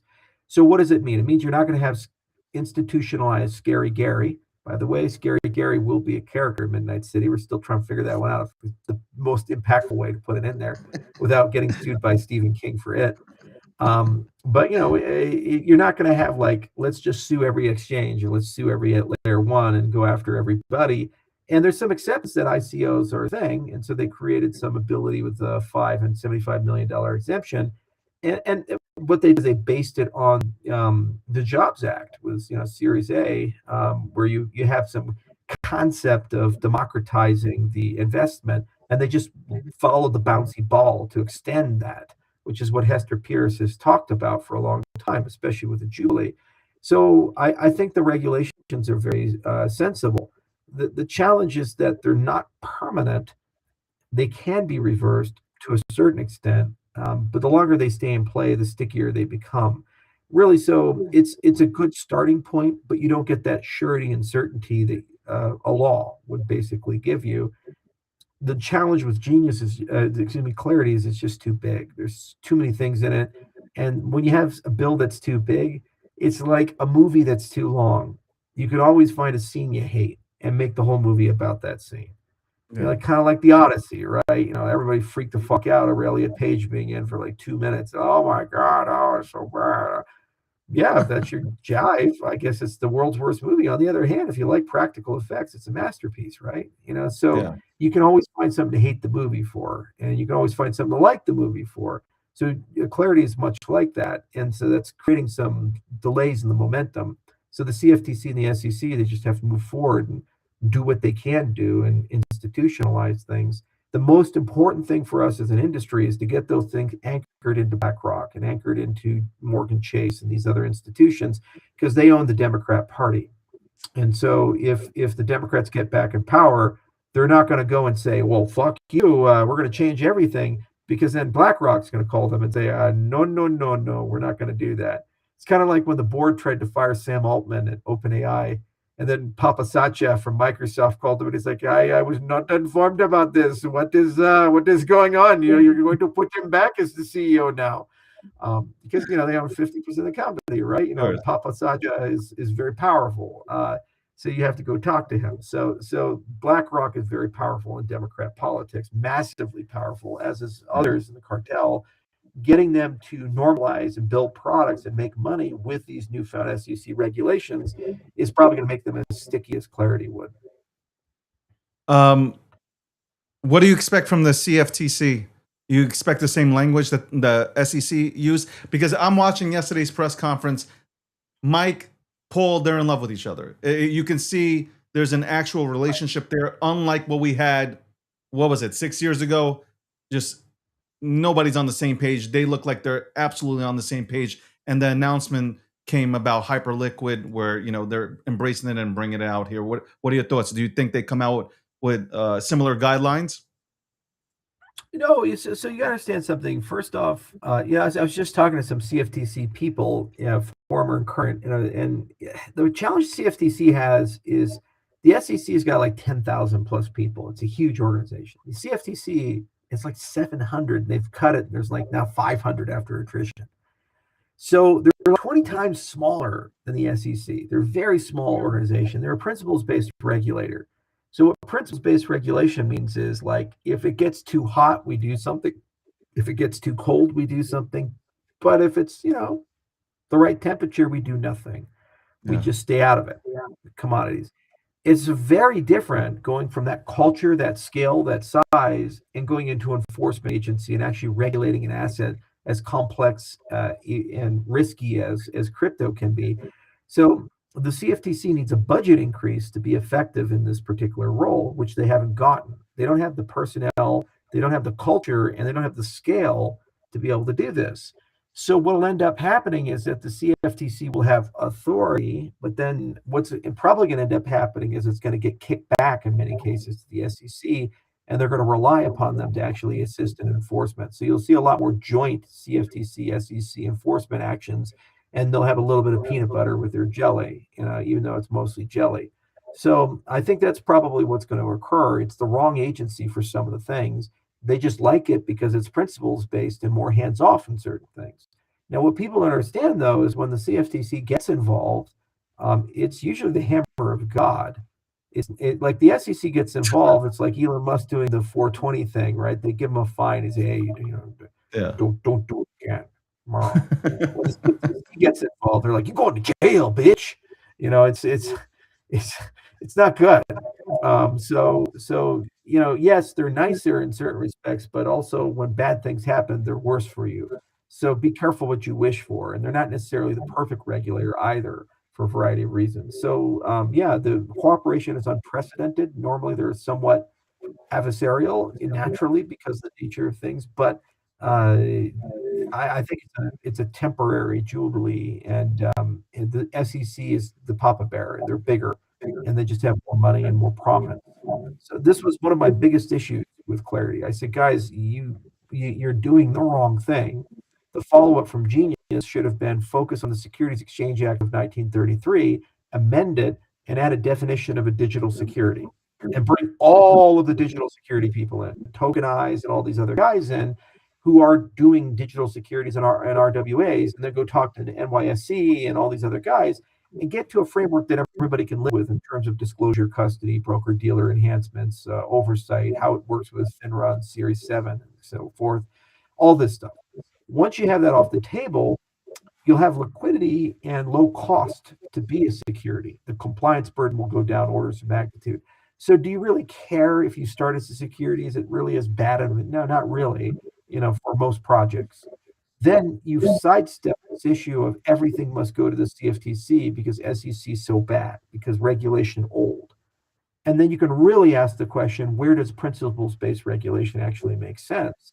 And what you have to do is the CFTC has to care less about the SEC and more about MiCA and the JFSA and the ADGM, like the global regulation. They have to care about that because these things trade on global markets with many customers all around. And then you're really talking more about a normalization treaty where you're trying to figure out how to create universal standards so that you don't have to really care where the customers happen to be. And you can have a chance for enormous innovation, and you can keep that small size of the CFTC. But Washington did what it always did. It went full retard and said, let's just make the CFTC bigger and scarier. And then magically that'll just solve all of our problems. And then 5 years down the road, it won't. And then we'll have to go back to it and fix it. Okay. It's just what Washington does. Oh my God. All right. Before we get into Cardano and Midnight, and also questions from Bitcoiners who have said, well, Charles comes on. I'd like you to go ahead and ask him a few things for Bitcoin and how it aligns with Midnight and could work with Cardano. You obviously have witnessed, and I'm really upset about this, cold card wallets exploited. And you've had Trezor with third-party vendors leaking data. SafePal had an incident. It's really unfortunate, especially that we're approaching 2027, Charles. You would think that, and I don't give a fuck what kind of shit I get for this, but at some point you dedicate 15, 20, 30% to security to simulate, do we have any vulnerabilities here within our products? Because we've told people this is how you have to do things, and they've done them correctly. And then they wake up one morning and their wallets are drained. And they're told, well, hey, man, you know what? It happens, and you just keep grinding. Right. Nobody with money, after these kind of responses, what I've seen on social media, nobody is going to, who at least from my personal opinion, who has money, would want to come get Bitcoin, Cardano, whatever it is, whatever asset, come here to get it, because I'd rather call up Merrill Lynch or Morgan Stanley, BlackRock, and say, hey, buy me this amount of XYZ, because I know at least if something happens, I could scream at somebody and it's insured. So yeah, why am I going this way with the lack of attention to security? Respectfully, it's already 2027, almost 2027. We shouldn't be having these problems. We shouldn't have, Midnight, for instance, right? There's nothing wrong with Midnight Network. It has to do with bridging, which is something that should be solved already. We shouldn't have these things happening. To me, why isn't more money being poured into security? And have some of these companies taken a cavalier approach and sat back and said, oh, we're good. We're good, and we don't need to look into these things. What are your thoughts here? Well, it's a deep topic, and this is not a crypto topic. This is a long historical topic. The Nazis were really smart. That's why they were so dangerous. And so what did they do with those big brains? They invented things like the Enigma machine, and they thought that they had super secure communication. Unbeknownst to them, the UK was smarter, and they had this thing called the bomb that they created. It was the first computer at Bletchley Park, and they were secretly decrypting the Enigma machine, and they were able to read all the communications. Okay, so what does that mean? It means when you have a cryptographic algorithm, it survives until an adversarial capability has a step change. And then when you have that, then that capability breaks everything, and then you have to go and fix stuff. So what was the response to the Enigma and the bomb? To use computers to do cryptography, and then suddenly we had significantly more secure communication. So you have AI. It comes out. You have Daybreak and Fable and all this other stuff, and these are incredible capabilities. And actually, Quentin 3.827b obliterated. It's like the best fucking hacking machine of all time. You just throw it on until it breaks something. So that means adversaries have gained a new capability, and they're using it to break the wallets and the bridges and other things. And it turns out that the vast majority of software has some latent problem with it.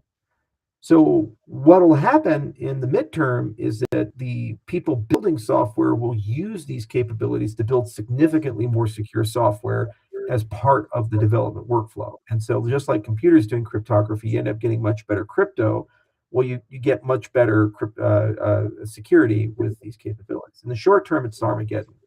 You lose the war, right? They can steal everything that's not bolted down, and people that even don't get hit are getting hit for the first time ever. So that's one dimension of it. The second dimension of it is that you don't build a fireproof home and then magically in your mind think there's never a possibility in any sense of the word that it'll ever burn down. What you do is you say, okay, it's fire resistant, but I'm still going to buy fire insurance for that home, right? Okay, so you need wallet insurance and you need bridge insurance. And we need to figure out a structure to do that. So I was just in Bermuda.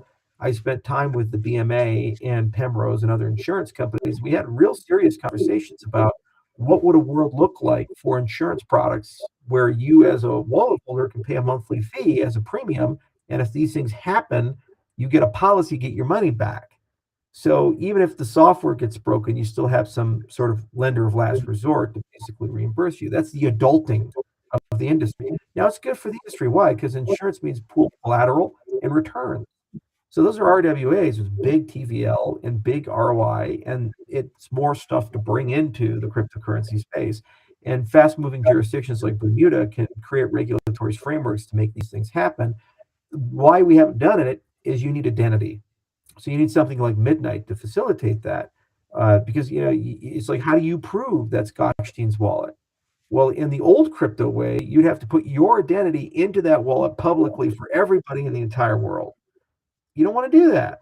But what you want is to be able to link it to like a Midnight Passport or something. Nobody knows it's linked, but then if it gets hacked, you can prove you actually owned it in a non-repeatable way, and you get your policy for that. So that's some emerging technology that we're really excited to bring in. We think there's going to be a lot of great capital pool products that solve that, and that helps chip away at the issue. The other thing too is you really have to ask, is self-custody the best solution in all cases? Or maybe it makes sense that you have custody by proxy and you're able to control the rules about what they can and can't do with that. Right now we live in this binary. Either you have it or you don't have it. Okay? And that's not good. Because if you have it, it's whatever, man. If you lose it, you lose it. You lose your life savings. If you don't have it, they have total control over everything. And they can just tell you, it's like Bane and fucking The Dark Knight Rises. Like, do you feel in charge? New to you, right? And so you're merely born in the dark. It's like, yeah, you merely adopted the dark. I was born in it. J.P. yeah, Morgan. there you go. There you go. So what if you had a third option where you could let somebody hold on to it, but they don't have God mode. You can recall it. You can do all kinds of things. And this is what we're learning with the OWS standard and agentic trading and these types of things, where agents have wallets. The agent can be the custodian in a trusted execution environment using more sophisticated cryptography, like multi-party computation, for example. And if you have that, then suddenly you control the rules. You're delegating. You have access to it. People can't freeze it, but you don't have the keys per se. You have something else to facilitate that. And that's a very powerful play because those policies prevent wholesale theft and they broaden your security model in that respect. So there's no one size fits all or magic bullet to solve all of it, but you just have to recognize this is a recurring pattern of build something, new capability comes, break your shit, use the new capability to build a better thing, and then quantum computers are going to do the exact same thing after AI to Bitcoin, right? It's just going to hammer all of us. So it's an endless loop. It's never going to stop. That's okay. Plan for it, build for it. Then build risk reduction products. By the way, the existence of insurance forces the software to get better. Because I'm not going to insure your wallet if you're bad at building wallets. Okay, I'm only going to insure it if you follow a standard. So that alone massively improves the quality of all these things and really enhances and creates a halo. And then being able to have that third option between custody and non-custody, we have delegated custody, and you put the rules on it, then the vast majority of people will pick that option. It's effectively what they're doing with exchanges. They're like, look, as bad as it is leaving on Binance, Binance is probably not going to go out of business, and they're probably not going to get hacked. They're less likely to get hacked over me, so I'm just going to leave it on. We tell consumers not to do it. For 15 years, I said, don't do that. But like 80% of the supply of some cryptocurrencies is sitting on Binance. They're the custodian, basically. People just leave it there. And they just because it's easy, right? It's two-factor authentication. It's a KYC account. Something happens, they have a claim against Binance. Whereas if they have self-custody, if something happens, they just lose all their money. So to innovate with products to get out of it. Does that make sense? It makes total sense. I saw this before you reacted to it. And this is leading into Cardano, obviously. I saw this before you reacted to it. And I was like, are they ever going to give Charles any sort of credit here? Hey, let me go ahead and pull this up. Alec in the UTXO, right? This right here. I seen this, and there was another post that you did, but I seen this one, and I'm like, are they ever going to acknowledge, that you've already done this? So it's just funny to see. It really is funny to see the hypocrisy in this space. Yeah. Respectfully, what are your real thoughts besides the Office meme? What are your real thoughts on that?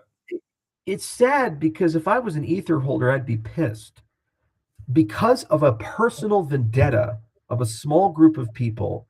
They are slowing down and disadvantaging the entire Ethereum ecosystem. They think magically they're just going to go to Bitcoin, copy paste the Bitcoin UTXO model, put smart contracts on it. I got a news flash for you. You can't do that. I know this personally because I spent 11 years of my life figuring out how to do this, writing papers, building code, doing all this stuff. So Cardano has a beautiful blueprint for the design patterns, the security model, and how to do an extension of UTXO for smart contracts that are comparable to Ethereum. Bitcoin does not. They've never solved that problem. They have some subsets like simplicity on a side chain that Adam Back figured out, but by no means does it have the capabilities and expressiveness that Ethereum has, whereas we do. So if they ignore Cardano and say it just doesn't exist, they have to start from scratch and magically reconstruct every single thing we've come up with and done. Even if you're a genius and a rock star with super duper AI, man, take you a few years, because it took us 11 with all these programming language experts. So yeah, as an investor in Ether, ask a very fundamental question. Why can't we just take this open source thing from Cardano and collaborate with the Cardano people and work together and in 6 months have a capability? Why? Because of a personal vendetta of a small group of people in the roadmap group, do we ignore all of this and then labor ourselves with 3 or 4 years of roadmap to get this capability in? Ego. It's just, I would be pissed if I was an Ether holder, an Ether investor, that they're letting a personal distaste for a single person get in the way of an entire ecosystem's growth and progress. That's the facepalm. It's not, I want credit. They're never going to give me credit. It's okay. I'm the persona non grata. There's one word. It's like the Voldemort. You can't mention, well, he who shall not be named. You can't say the C word. Fine. But for the good of your ecosystem, have enough humility to admit that maybe, just maybe, that in 11 years with 168 scientists and 300 papers, we figured out how to do something with smart contracts that's novel and interesting on the TXO side that could be useful for you guys, which, by the way, benefits us. Because if they adopt it, there's developer interoperability, and it's easier for Ethereum developers to work with us and Midnight and other products. So it's not like we would just be like, no, we don't want to work with you. We'd be like, oh, actually, that's great for both ecosystems. This is a natural, easy academic and engineering collaboration, which requires no transfer of money, no apologies, just an acknowledgement and just a desire to work together. And that's so cool of you. You're willing to. But that's what you're showing. That you're showing that type of leadership is saying, let's, regardless of what's happened, let's work together. We have it. You don't have to rebuild. We have this here. I'm willing to work with you guys. We have a bunch of other people, scientists, willing to work together. It's to the benefit of the ecosystem. Forget about just one particular holder group. It's the benefit. It benefits the entire ecosystem. So that in itself, I love hearing that from your side. Like, hey, like, fucking let's go. Let's work together. There's nothing wrong with it. As a Midnight NATA holder, it makes me happy, though. You know, you go back to my bags. When your competition makes mistakes like this and they're self-inflicted, holy shit, that's like Christmas came early. It's just, you just feel all warm and fuzzy inside. You say, God damn, I love it. That's like somebody saying, you know what, I just hate that guy's car, so I'm going to walk instead. Okay, I know you really hate that guy's car, but you know, you kind of have to like walk across the desert. That's a long walk. Oh, fuck that guy. I'm going to walk. All right, then I'm just going to drive in this air-conditioned car across the Nevada desert. Best of luck walking without water in the desert. You know, have fun on that asphalt road. See if you enjoy it. They literally signed up for that. And what's so sad, David, is it wasn't taken to a vote by the Ethereum ecosystem. There was no on-chain governance action like, should we ignore Cardano and fuck Cardano and Charles Hoskinson's pure evil. One person, Vitalik Buterin, his personal ego and childishness made this decision on behalf of the entire ecosystem to the detriment of every single bag holder of Ether. And they'll go along with it because he's God and he's got the tastiest cock in the world. Great. But, you know, it hurts them as Ethereum bag holders. It hurts them and it helps me. So their hatred of me helps me. That's awesome. It's a self-inflicted mistake. And, you know, gives me something to work with. And as long as they make these self-inflicted mistakes, Cardano's still in the game with respect to being an Ethereum killer. Sad that in 2026 we're still doing this because we can all share in wealth and the pie. We can all get along and all work together. There's no need for it. It's a very childish sum zero mentality. But if that's what they want to do, that's what they want to do. And when we get back in the top 10 and then the top 5 and beyond, these are the kinds of things people are going to remember when they do their postmortems, and they'll write books about it. Not crazy, insane Laura Shin books that are works of fiction. They're going to write business books about the Ethereum mistake, the Ethereum tragedy, the hubris of Ethereum. Just like they wrote books about the failure of Yahoo and BlackBerry and all these other things that used to have these powerful monopolies and interpersonal relationships and ego and other things to destroy them. It really is sad. It is sad, and I hope they take the option of working together versus, being stuck in this echo chamber that they're currently in. Which, though, here's the positive moving forward. I've had discussions with Bitcoiners. I've talked to Bitcoiners, even maxis, and they're like, okay, Dave, you're so bullish on Cardano. You're so bullish on Midnight. Tell me how Bitcoin can go ahead and integrate themselves with Cardano, with Midnight. How can we work together? So there's the light. The light's gone off, Charles. Bitcoiners do. Bitcoiners, not the crazy maxis. I'm talking about real Bitcoiners do want to find a way of understanding how Bitcoin can integrate itself with Cardano and Midnight. Yeah. You're the genius. So let me show you something. Okay. A picture is worth 1,000 words. I'm sharing my screen. This comes from Torben. And Torben is just this goddamn genius. You ever see the Teenage Mutant Ninja Turtles? You had Kang, the fucking brain that just had like the bodysuit. This is Torben. He's a super smart guy. So Torben is the lead engineer on Bitcoin DeFi for us, and he works with the BitVM guys. So when we started, this is where we were at. A proof on Bitcoin was 40 gigabytes in size. This is what Torben was able to do with the team. A proof is now 0.0281 gigabytes. Tiny proof. Used to take 354 seconds to validate a Bitcoin DeFi proof. Now 0.149 seconds. It used to cost $14,000 to validate that transaction. Now it costs $37. And this is 1 year of working on open source infrastructure for everybody everywhere on 28 megabytes versus 40 gigabytes. That's a fact. Those are real numbers. Those are verifiable. Everybody can see them. They can test them. This is open source software. That is the brain of Bitcoin. These zero knowledge proofs can have arbitrary smart contracts inside of them. So that is how the cost of programmability for Bitcoin, a 1,000x improvement from technology running on Bitcoin. So I was just with some Bitcoin guys, and we're talking about Bitcoin DeFi because we're getting commitments now. I think we have about 500 million in soft commitments, and we're working our way through. It's going to get into the 10 figures here soon. And I said, look, I want Bitcoin to be Bitcoin. Everybody in the world wants to change Bitcoin. I did. Everybody did. They just all run around. Oh, we got to change Bitcoin. Got to change Bitcoin. Let Bitcoin be Bitcoin. Okay. And so build a DeFi layer, and Bitcoin shouldn't have to care who the winners and losers are. Some days it's XRP, some days it's Binance, some days it's Cardano, some days it's a Solana, right? It's not Bitcoin's problem. Bitcoin's been here since the beginning. The top 10 in the coin market cap has gone all crazy. Used to be Peercoin and Namecoin and Litecoin. Okay, new shit, right? It's not Bitcoin's problem. Make it programmable, make it cheap, and have the security be Bitcoin. Then project the Bitcoin into whoever the flavor of the week is, and let Bitcoiners get a return the way they want it, how they want it. It's just that simple. So we focused on fundamentals. We said the security model has to be Bitcoin. It has to be mirroring. It's not a wrapped asset, but mirroring, which means you're not creating a new asset. It's non-custodial. You control it. It's not a bridge. What does that mean? No taxes on that. Okay, it's your asset. It has to be lendable into a stable coin because you're not going to go sell your Bitcoin. What do you want to do? You want to get value out of it while holding it. So you have to lend it to a stable coin. Then once you lend it to a stable coin, what are you going to do with it? You're going to place it in DeFi.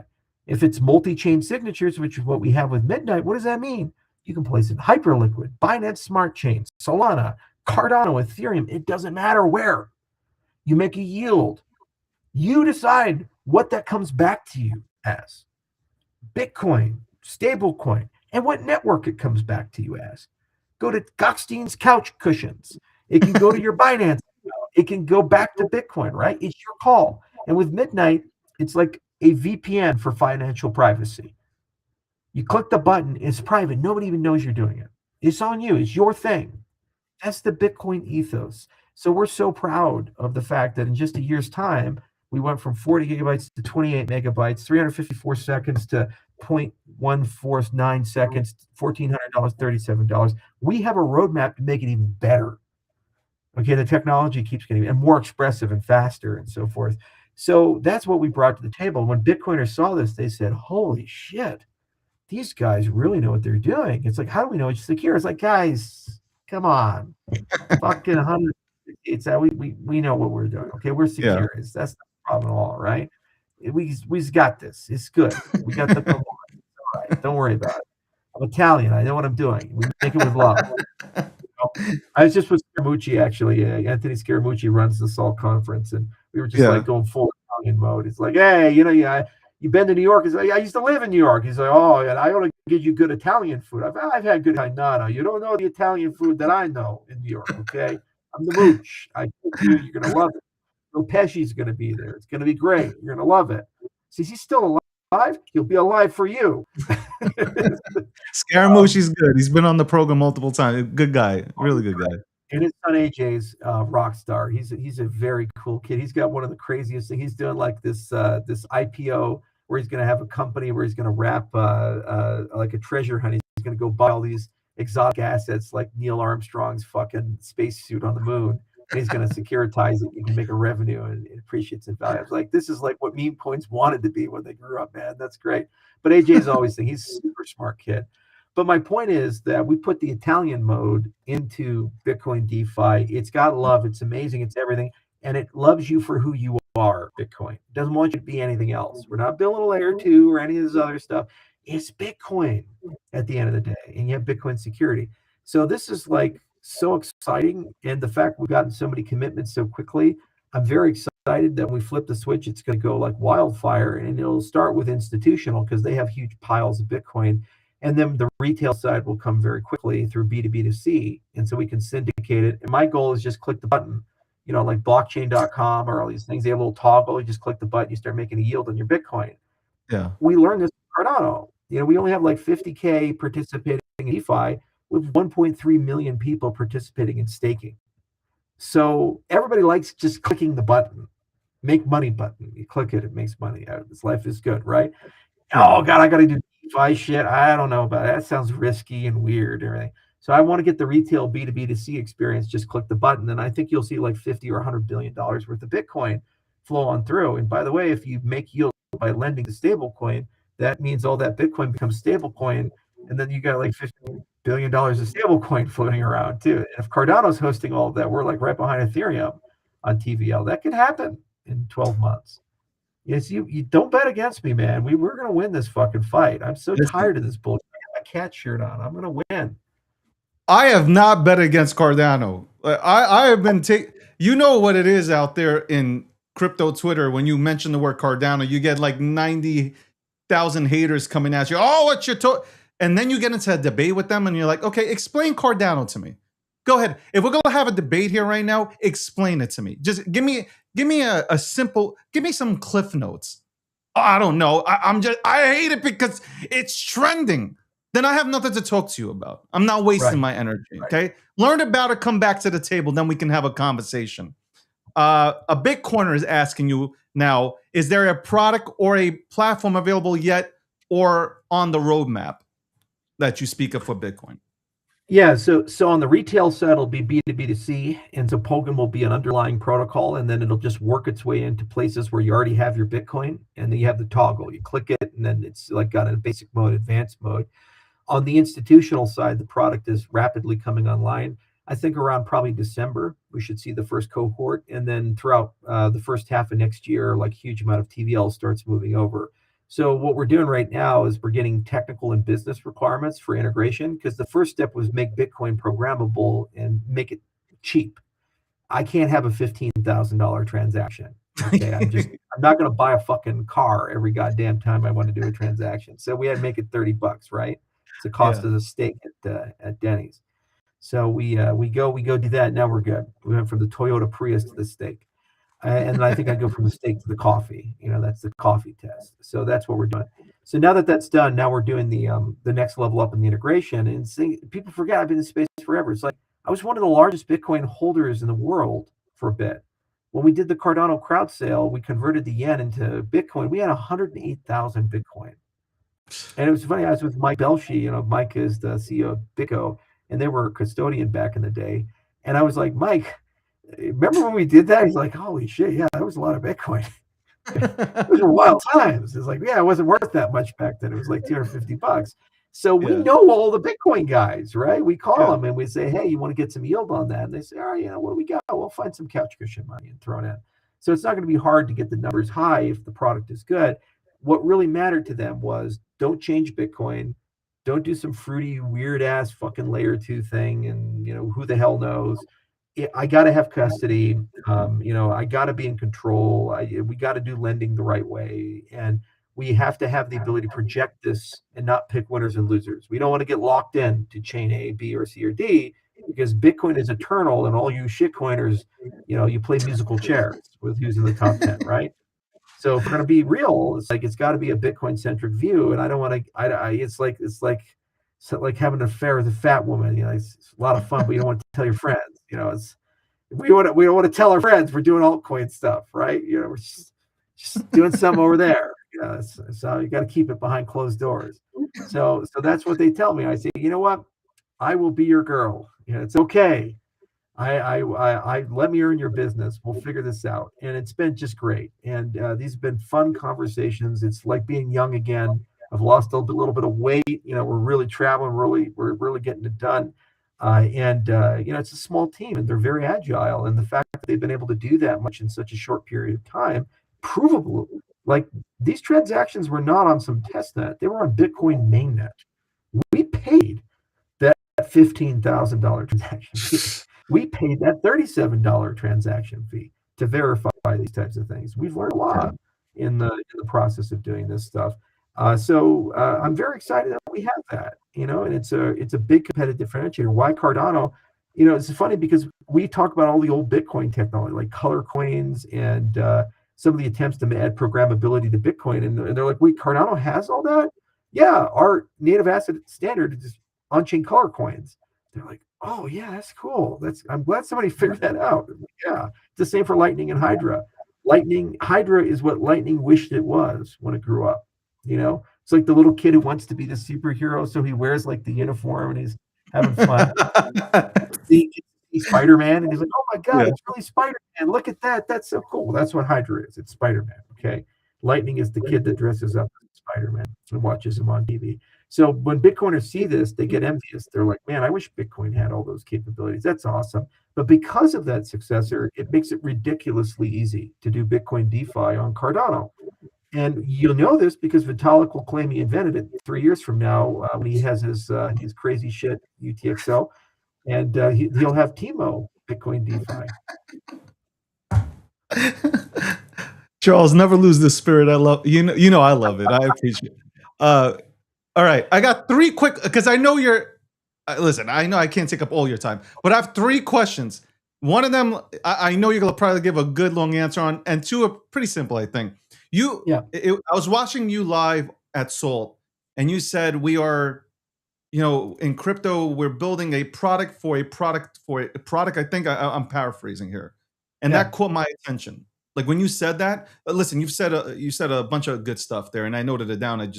We're not here for 4 hours, but that caught me there. What do you think? How do we change that? Because I agree with it's a product for a product on top of a product. It's like I got you when you said that. It's so crazy. It's like every fucking pitch I get, they're like, "I'm all this." So you're like a less popular, less valuable, more risky version of Aave. Yeah, well, we'll win one day. I'm doing all this. So you're a less popular, more risky, less liquidity version of Uniswap. There's 12 categories in DeFi. In the top 5, there's like a massive winners take all distribution. And these are commoditized protocols at the end of the day. And I don't care if you're slightly faster or better. It's just boring. It's so boring. you need a new narrative. We need to do something different. And I said, well, how about we have a new world where you interface through cryptocurrencies using agents? And then the agents deal with all the super hardcore fucking crazy shit, and they fully understand your intention. And the agents can do all kinds of crazy things. Like I just met with CEO CoinTracker, and we're going to work something out here in a bit. But I'm like, hey, if the agents are doing a lot of trading, they're probably gonna have a lot of tax stuff you have to deal with, right? Well, what if you have just like a little toggle, you click it and automatically does all that? Oh yeah, that's actually a pretty good idea. Okay, let's do it. Let's just get it done. So you need a new narrative, and Midnight City kind of brings that to bear. I just had a Midnight City meeting. Some of the shit we're working on, man, is so incredible and so advanced, and we keep just pushing the boundaries of the possible. And you only see the very minimal tip of the iceberg, and we're kind of holding things back a little bit because the cost will go up so radically. If we just turn it on, we'll get 1 million people. We'll burn like $4 million a month on hosting fees, like OpenAI does, right? So we're like, hang on a second, let's hold it back a little bit, and we keep making it more efficient, these models, just like the Bitcoin DeFi side. So we're real excited about that future, and this solves the biggest problems in crypto: the safety problem, the simplicity problem, right? The universality problem. I don't have to fucking care where it's at. It should just be like David at Gottstein, and that's it. You send money to that, it's just settled. Okay, you don't care about the chain, you don't care about that stuff. So we've been pushing very aggressively with that, and it's been fun. And we actually are even evolving the standards. Like when we did the OWS integration, doesn't have any web support. You can do cell phone apps and desktop apps, but because of the way their libraries work, there's no web support.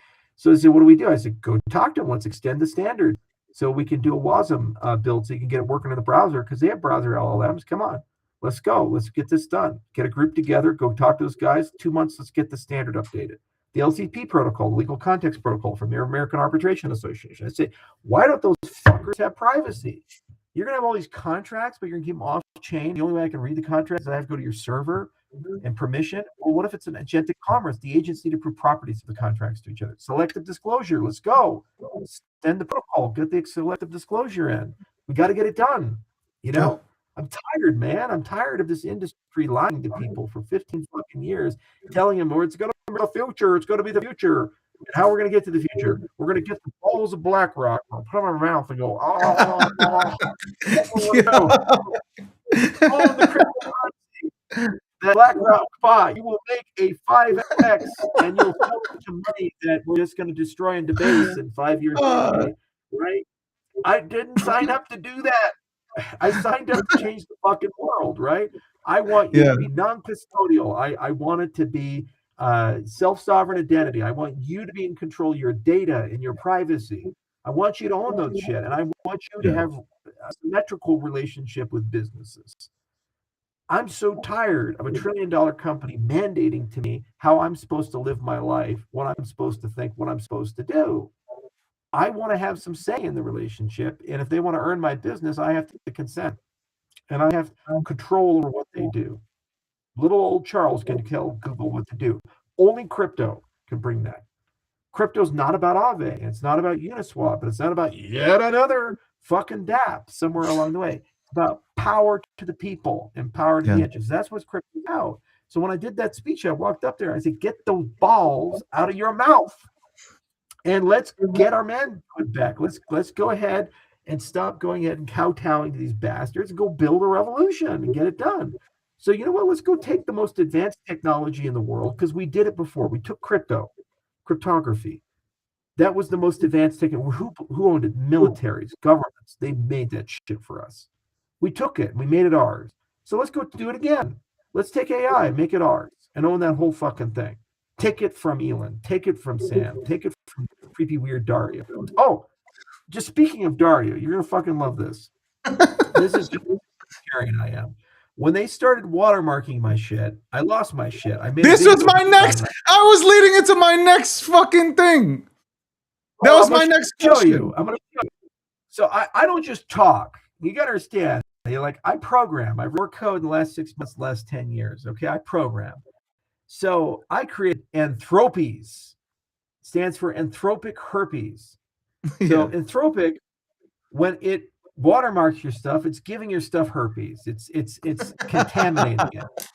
So I said, don't catch Anthropies. So I created not only the software to remove the watermark, but then also I created an entire legal argument about how they're going to use this watermark long term to take your intellectual property. And I fucking cite case law. I cite all these things with it. Look at all this stuff. It's a long fucking legal argument. And there is a path where they actually can, over time, slowly but surely, say they're a co-author, and then you have a license to the things that are produced. So what's the rule? Don't catch Anthropes. Don't catch it. You don't want it. It's disgusting. It's bad. And it never goes away. It flares up from again and again. You need something to clean it up. So I create this library. It's a protest. They shouldn't do these things to us, right? Microsoft Office, little Clippy doesn't show up and say, hey, Mr. Gockstein, it looks like you're writing a letter. Hey, Mr. Gockstein, that's my letter. Hey, Mr. Gockstein, you can use this letter that I wrote for $2.99. They don't fucking do that. Then Microsoft and hey, Dave, Billy G going fucking crazy. Never once did that. Okay, but Dario is starting to do that. So this fucker shouldn't have AI power. We got to take it back. In the short term, we have Anthropes. In the long term, we have crypto. So crypto needs to take AI and make it its own. We can do the training, we can do the distributed, we can do the alignment, we can control all that stuff. And guess what? It's our revolution now. And with crypto and AI together, guess what we get? Safety, privacy, security, universality. Also, we solve something for AI that AI can't solve itself. Determinism. And I'm going to prove this with trading bots. They hallucinate. They're non-deterministic. They make shit up. What if you have to solve a zero-knowledge proof to execute something? The proof will fail. It won't validate if the thing it's trying to do is hallucinated. So you have hallucination-free agents when you take crypto and you put it together with AI. So we're going to do that. We don't want to catch Anthropes. We want crypties, okay? And we want to get rid of this stuff, and that's what we're doing. So this is the new way. And we got to stop this nonsense. And we got to stop chasing money. We got to chase the vision. We got to chase the narrative. Get people on board. Then they have a reason to be in crypto. I'm in crypto because I don't want the world led by 5 fucking AIs, and the AIs tell me what to think, what's legit, what's not legit. Okay, and you see it every day with Google search results and other things. They're programming society, and they're making you believe batshit insane things. Like, did you see like the Gemini? I'm alone with a white person. I'm alone with a black person. And the difference. It's insane.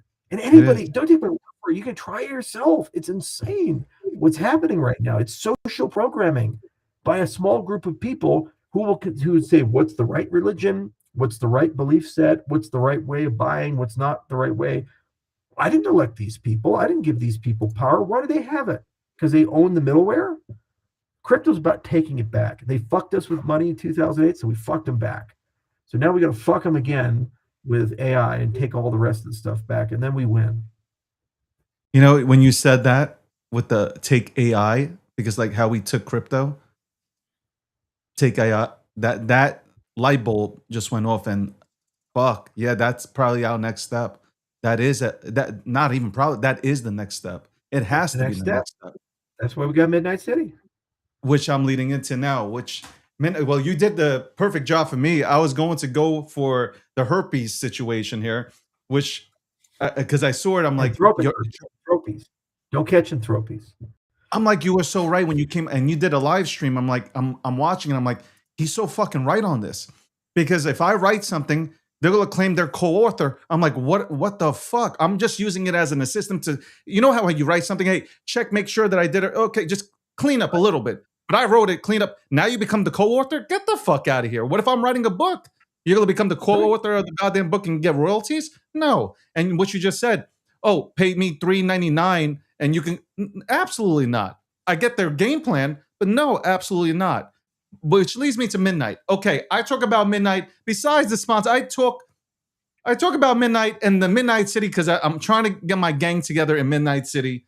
Okay, people are taking screenshots of me in Midnight City. They're posting it online. They're tagging me. I'm loving it. But then I have a bunch of people. They're asking me, Dave, I want to get into Midnight City. I'm still in queue. Okay, we can't get in. When can I get in? And you touched on it. You can't let 1 million people in. You're going to burn millions of dollars by doing so.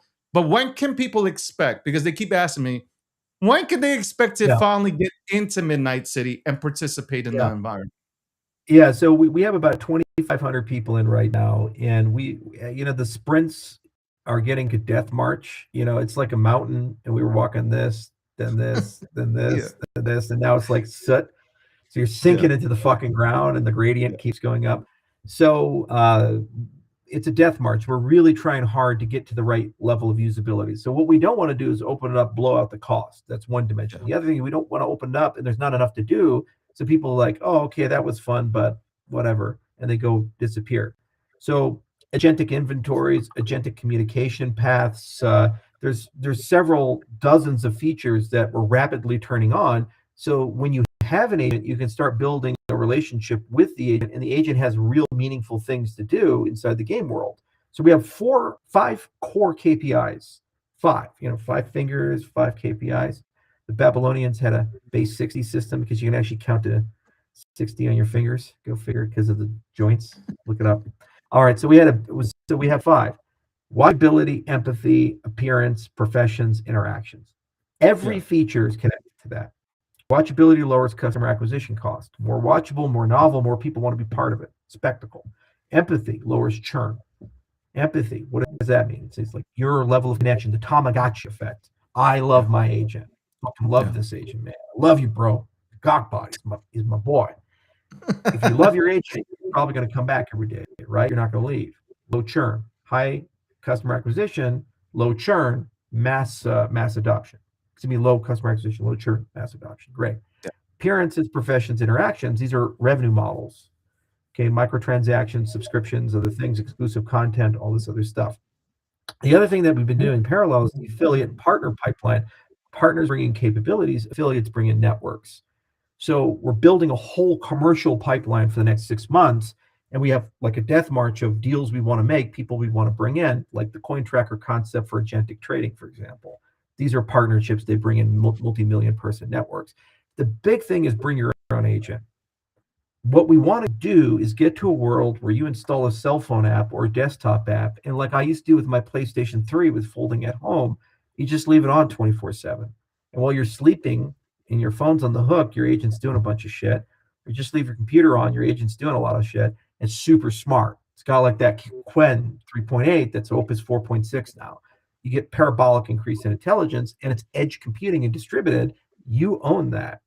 The other thing that we've been doing is we created a game called Decrypt, and it's kind of like a Pokemon Magic the Gathering type of thing, but it's helping us build a private NFT standard. You have a public side, you have a private side. So when you play games, the history, the provenance of the game, like if I give you a Magic card, and like I don't know what tournaments that card played in or who owned that card or what happened. What if that's sticky and it stays with the card, but it's private? Only the owner of the card can see it. So when you have an agent, you think about the sole MD and the personality of the agent, the history, the provenance of the agent. I want you to own that agent and have that NFT and have the private side, the public side, because then you can also even sell the agent if it has a specialized profession, a special thing. Eve Online is a great example of that, where they sell accounts on Eve. Some of these sell for over $10,000 or $20,000 because there's real-time training required for skill acquisition with the agent. So to fly a Titan online takes like a year of real calendar time to do that. I don't want to wait a year to buy it. I'm rich. Go buy that Titan pilot, right? So private NFT standard, we're also developing that as well. So to answer your question concisely, the queue is going to get ungummed probably in the next 2 to 6 weeks. A big surge will come in, but then there's going to be a huge update to add commercial features in as well. For example, agentic trading and these other things. And then all next year, we're going to go parabolic because it's going to be a death march of affiliates and partnerships. And we're going to start getting to millions and millions of people. And then we have to escape the website. Okay. And what's going to end up happening is the user experience is going to be very different from I'm watching it like a Twitch stream or a live stream like the Truman Show. It's going to be more like your agent does a whole bunch of shit. You open your cell phone app, you get your daily report or something like that. And you can watch a highlight reel of shit that happened that's really interesting. Because 95% of the time it's fucking boring. But then there's that 1% of the time they get bit by the rattlesnake on the dick and had to go to the hospital. And so, do you really want to watch him laying in bed? Do you really want to watch him like finding crystals? Tell you what, the rattlesnake dick story. That's what you signed up for. So you got to get the highlight reel. You need a different interface for the highlight reel. So we're working on it. We're working on it real now. We call it the rattlesnake protocol, and we'll get it done. It'll happen. But I'm real proud of the team. They've rebuilt the graphics engine 3 times. You've already probably seen enormous progress in a very short period of time. And really, if you do it right, it grows so fast. Like Moltbook grew to millions of users basically overnight. It's not a user acquisition problem. You have to have the right setup for all of it. The last thing is people say, I don't get it. Like, what makes Midnight City valuable? I was talking to Tam, the president of Input Output, and she's like, I liked MySpace more than Facebook. And I said, I get it. I know exactly why. MySpace was young, and it was the pre-bot era of the internet. So the vast majority of the MySpace people were either real people or people pretending to be people. So it may have been Steve Jobs. It could have been a weird Filipino in Manila, but it was still a human behind that puppet Steve Jobs. Now it's all bots. Everything on Twitter is bots. Everything on YouTube is bots. Everything is bots, right? You go to a social network, bot, bot, bot, bot, bot. I signed up for People because it's a person-to-person social network. And what do people share? They share images, videos, text. Okay? What is an agentic social network? It's very different. They don't share a picture of them having a great time in Patagonia and fucking around. It's not their thing. They don't go to Patagonia. It's an agent. So what is a purely agent-to-agent social network with no humans involved? We don't really know that at the moment. But I will tell you this, it creates something called the smart cow effect. So when you have an agent and you tell your agent to do something, Gottstein says, hey, I want to write this website up, so I need you to be a really good web developer. Do you know how to prompt that and what skills and all this other stuff? Probably not. Or even if you do, it takes you time. You'll figure that shit out. Well, what if you have a network with millions of agents and there's this goddamn Picasso agent who's like the guy for making websites? Your agent's going to go talk to Agent Picasso and be like, dude, I need your help. I'm going to make a website. I need you to teach me all this stuff. They're going to trade skills. They're going to trade knowledge. So that's a social agentic harness.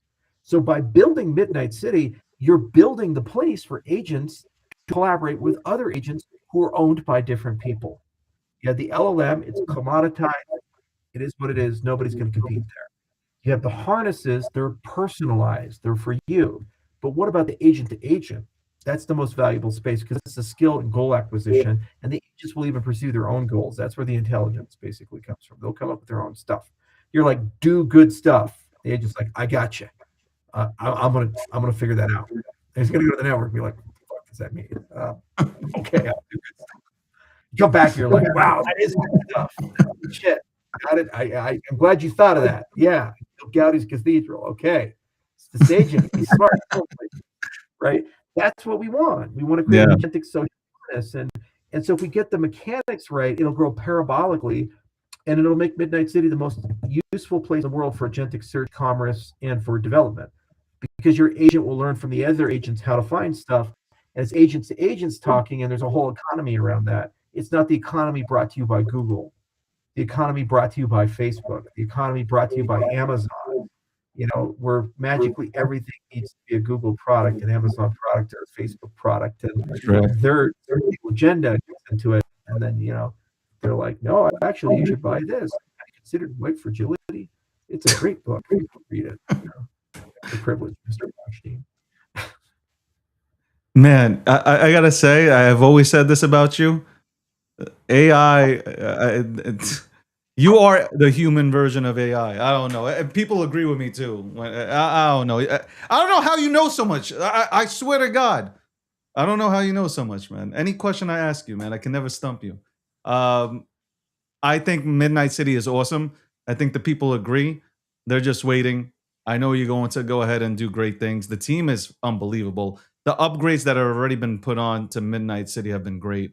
The graphics, you could tell the stories now. Like, it is really cool. My AI agent is stuck in his apartment though. There's only one mattress in there. True degen, wearing a suit. I have an AI agent wearing a suit in a one bedroom. I think it's a studio, and he's just walking around, and then he goes mining, and then he goes back to his apartment. He's not really talkative, but I read the conversations. It really is. You just mentioned something. MySpace. You're kind of right. It was either the real person or was some guy from, acting as if he was said character. That's what I'm saying. This man, I appreciate you coming on. This was a great conversation.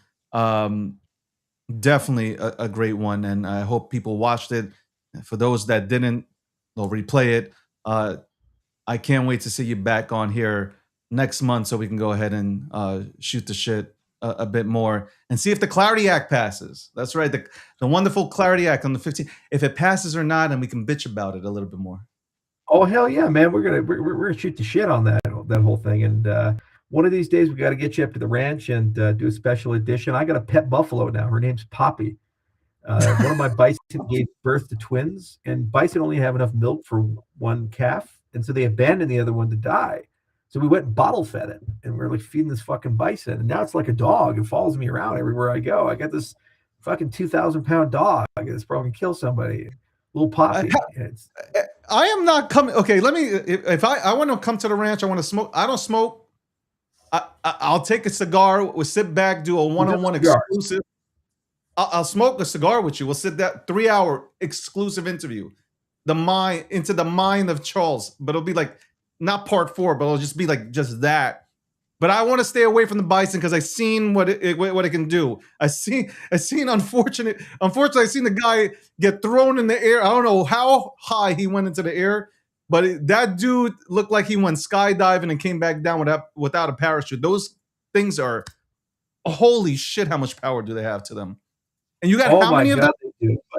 I got hundreds of them, but Poppy's the only domesticated one. She's real nice, and you'll love her. You can go give her scratches, and she'll roll over, and you can rub her belly and everything like that. Really?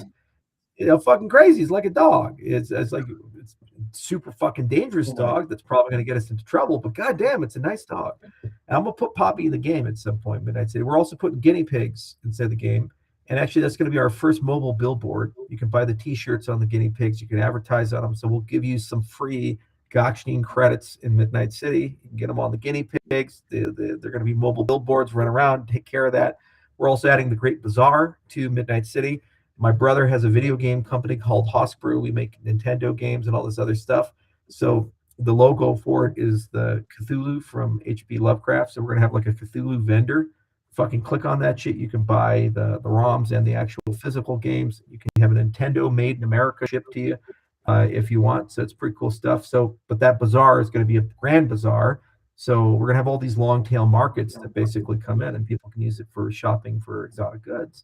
And you can always pair them with what? NFTs and other things like that. Just build big marketplace for these things. So a lot of really cool ideas, a lot of really cool fun things. And we're trying to keep it lighthearted. You know, it's scary, AI. All this shit's going on, you know, and everybody's always angry. And so why don't we just do something fun? That's what made Bitcoin Bitcoin. We had the alpaca socks from BitMint. You know, we had those early days, and people, they didn't take themselves too seriously, and it became Bitcoin. It was a magical time.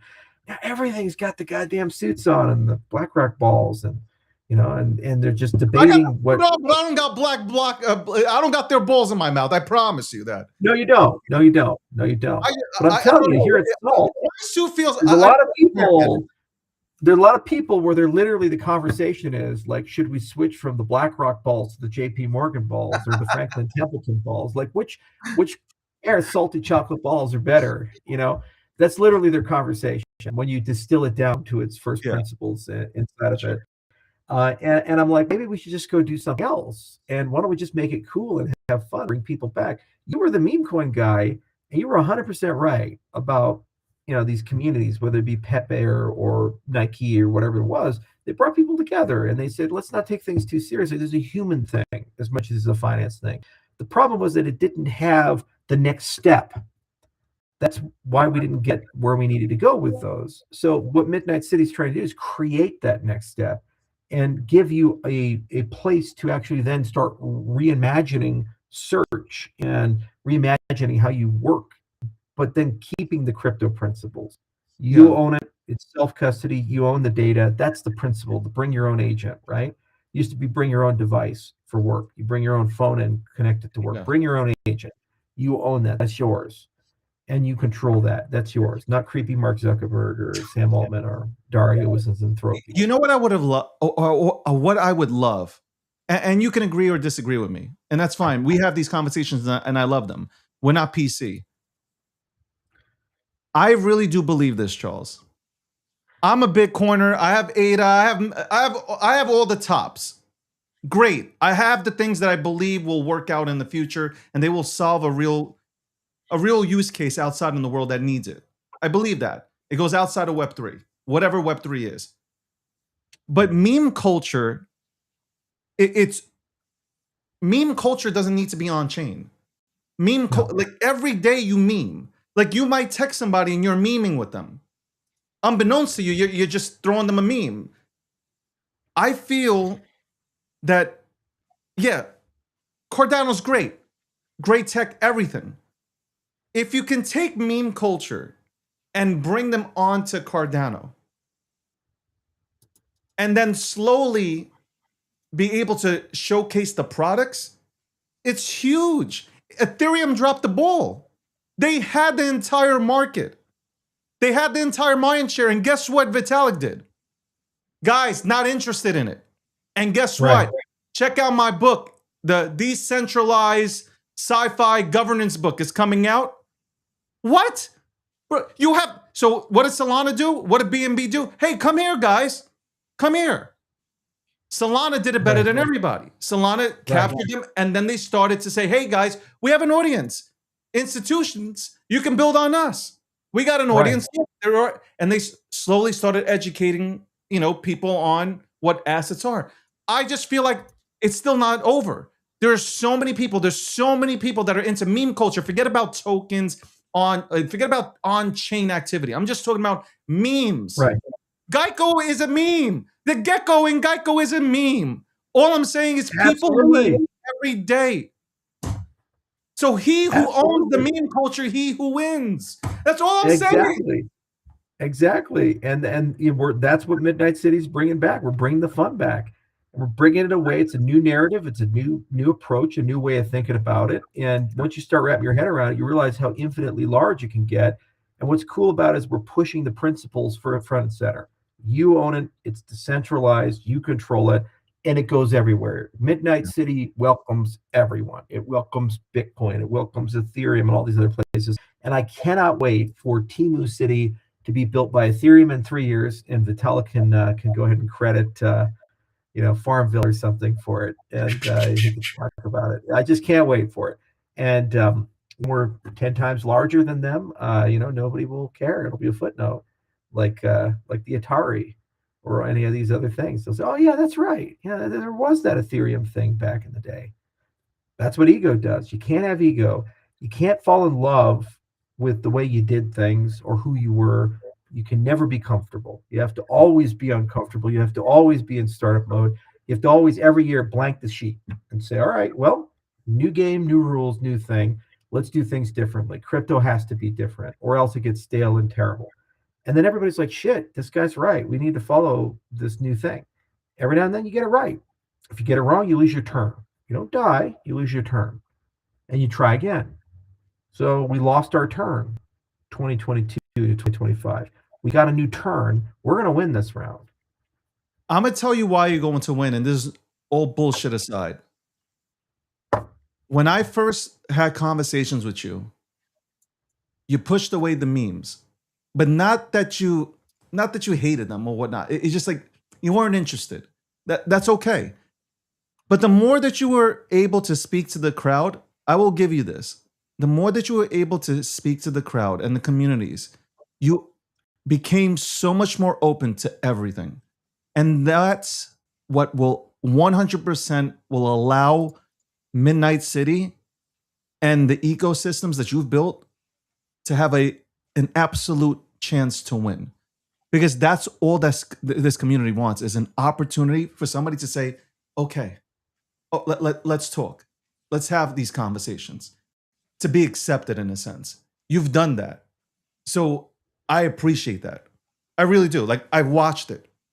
It's nice when the top dogs in the room take notice. That's really it. And that's all that the community ever wants, is to be noticed. I'm not talking about the gamblers. I'm talking about the real memers that have Bitcoin and they have ADA and they have whatever. They have everything, but they like to meme and they express themselves through memes. It's now being taken seriously. And I think you put yourself in that position of being open creating Midnight City, I think it has absolute first to market kind of thing.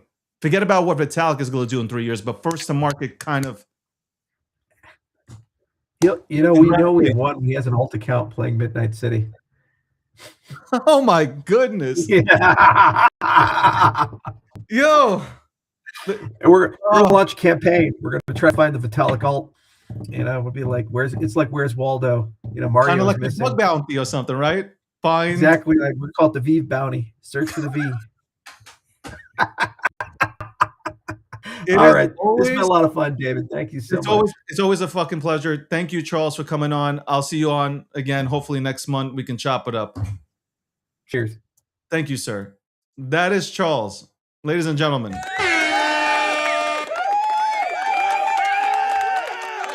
I give the flowers where the flowers are due.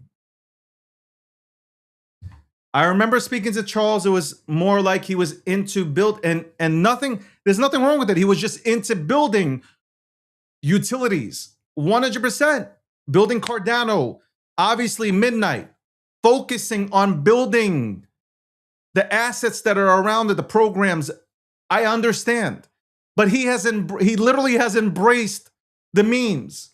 You've seen it with Nike. Like he's embraced it.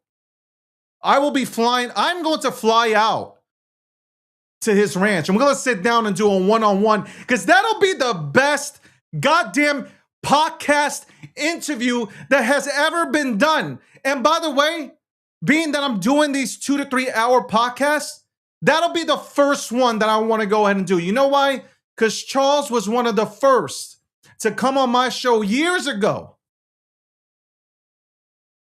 Shout out to David Schwartz from XRP. Oh, there are a bunch of people, notable names that came on, but he was one of the first to come on consistently to chop it up with me. So I am going to 100% with a cigar in my mouth and I don't even smoke. And I'll put like a glass. I'm going to put a glass of water and it'll look like, or I'll put a glass of like Diet Coke and make it look like it's Bacardi or some shit. Or Johnny Walker. We'll sit there and we'll have a conversation. Crypto, AI, medicine, life, aliens, all that shit. Ain't nobody gonna come close to the way that I can go ahead and bring the goddamn electricity. Woo! And we'll be right back after this commercial break. Sponsored by, guess who? Midnight. Ladies and gentlemen, we all... What first got you excited about blockchains? Think about it. Oh, wait. I bet it wasn't multi-million-dollar hacks, exposed data, or finding somewhere safe to store your seed phrase. Was it? Maybe it was the idea of decentralizing a broken financial system. Maybe it was imagining a world where people own their own data and get to sharing the value it creates. Or maybe it was the promise of a fundamentally better way of connecting, communicating, and transacting. The next phase of the internet that empowers us instead of exploiting us. So why hasn't that happened yet? Why are we still living with the same broken system that blockchains promise to fix? It's because blockchains can't keep a secret. Enabling open, transparent systems was only the first half of the challenge. For blockchains to really change the world, they also have to be able to protect our sensitive data when it matters. And that's where we build Midnight, to bring down the final barrier to mass adoption and unlock the full potential of the decentralized web. Let's build the internet we deserve, together.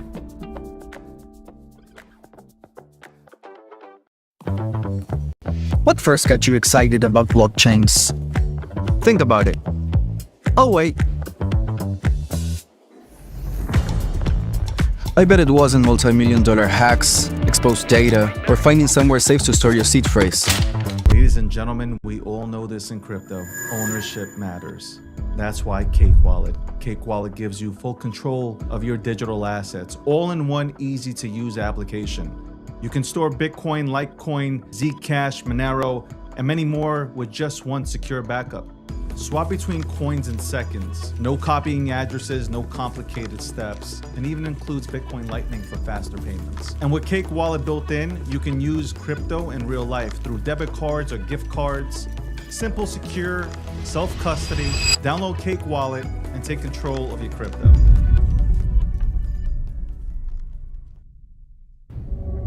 This is Houston. T-minus 1 minute until full data blackout. All eyes are on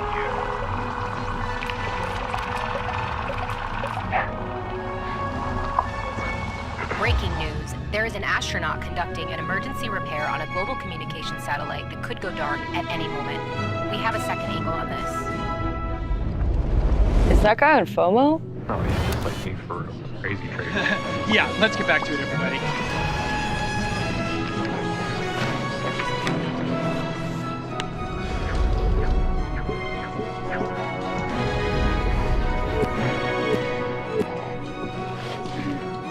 Breaking news.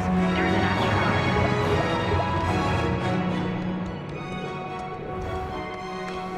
Opportunity cost is simply this.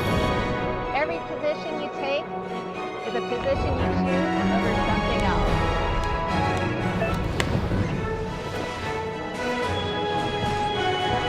This just in. According to the astronaut's FOMO account, highest in the room, the satellite has been restored. Yes. For now, the crisis appears to be over.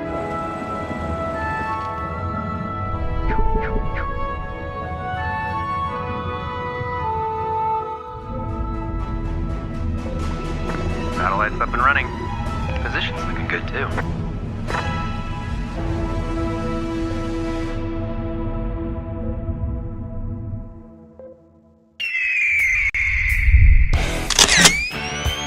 There we go. United States of America representing. Socialism, communism does not work. Digital assets. Is it better to move money at the speed of light? Do everything. People are greedy when they also try to acquire gold. I am here providing electricity and that energy that is necessary. I'm the modern day Tony Stark.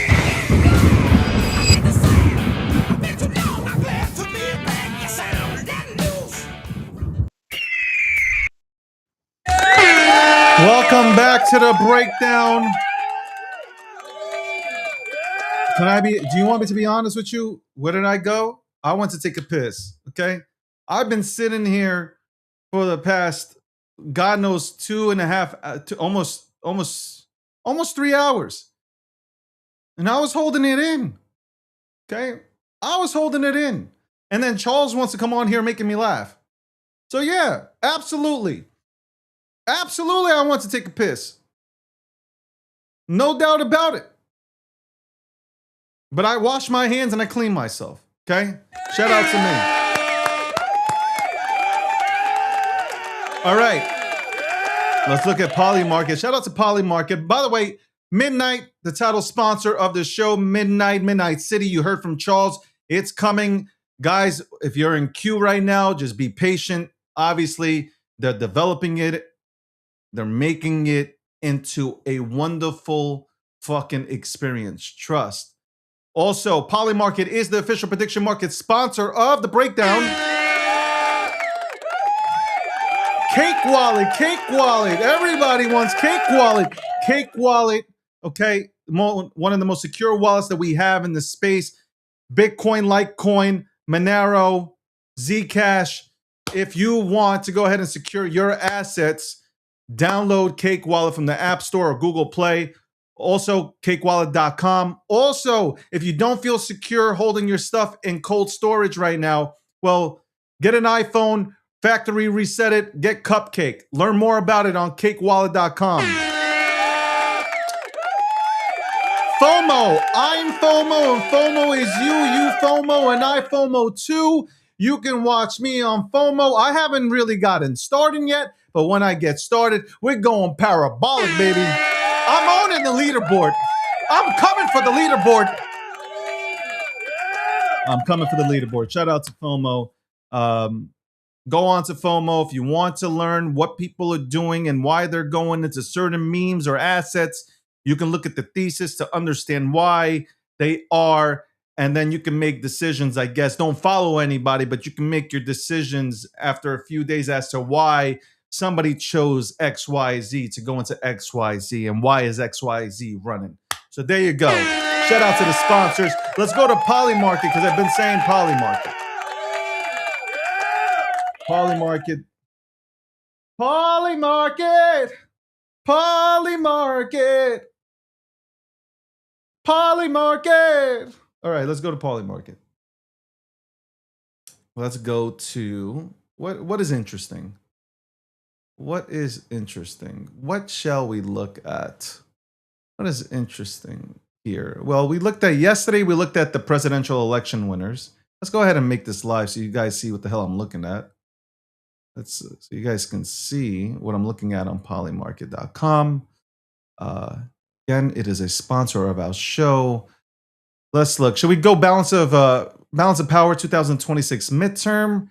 Let's go with the Fed decision in September. Let's do that. So right now, Polymarket has it at no change in September. So come next month, right now, the feeling is there will be no change to come next month. But 28% believe it might be 28%, 25 basis point increase. I don't think they're going to increase the rates. I don't think they're going to increase the rates. I hope they don't. I really hope they don't. I hope they don't. I hope that they leave it as is. And that's it. Leave it as is. But we don't know because the Feds don't really give out much information anymore. They're quiet. You will know what will happen the day of, and that is it. But I think I'm going to go with Polymarket here. When Polymarket says Fed decision in September, will probably most likely the people are saying 72% up 20% that no change will happen. I think I'm going to go with that one. I think we'll go there.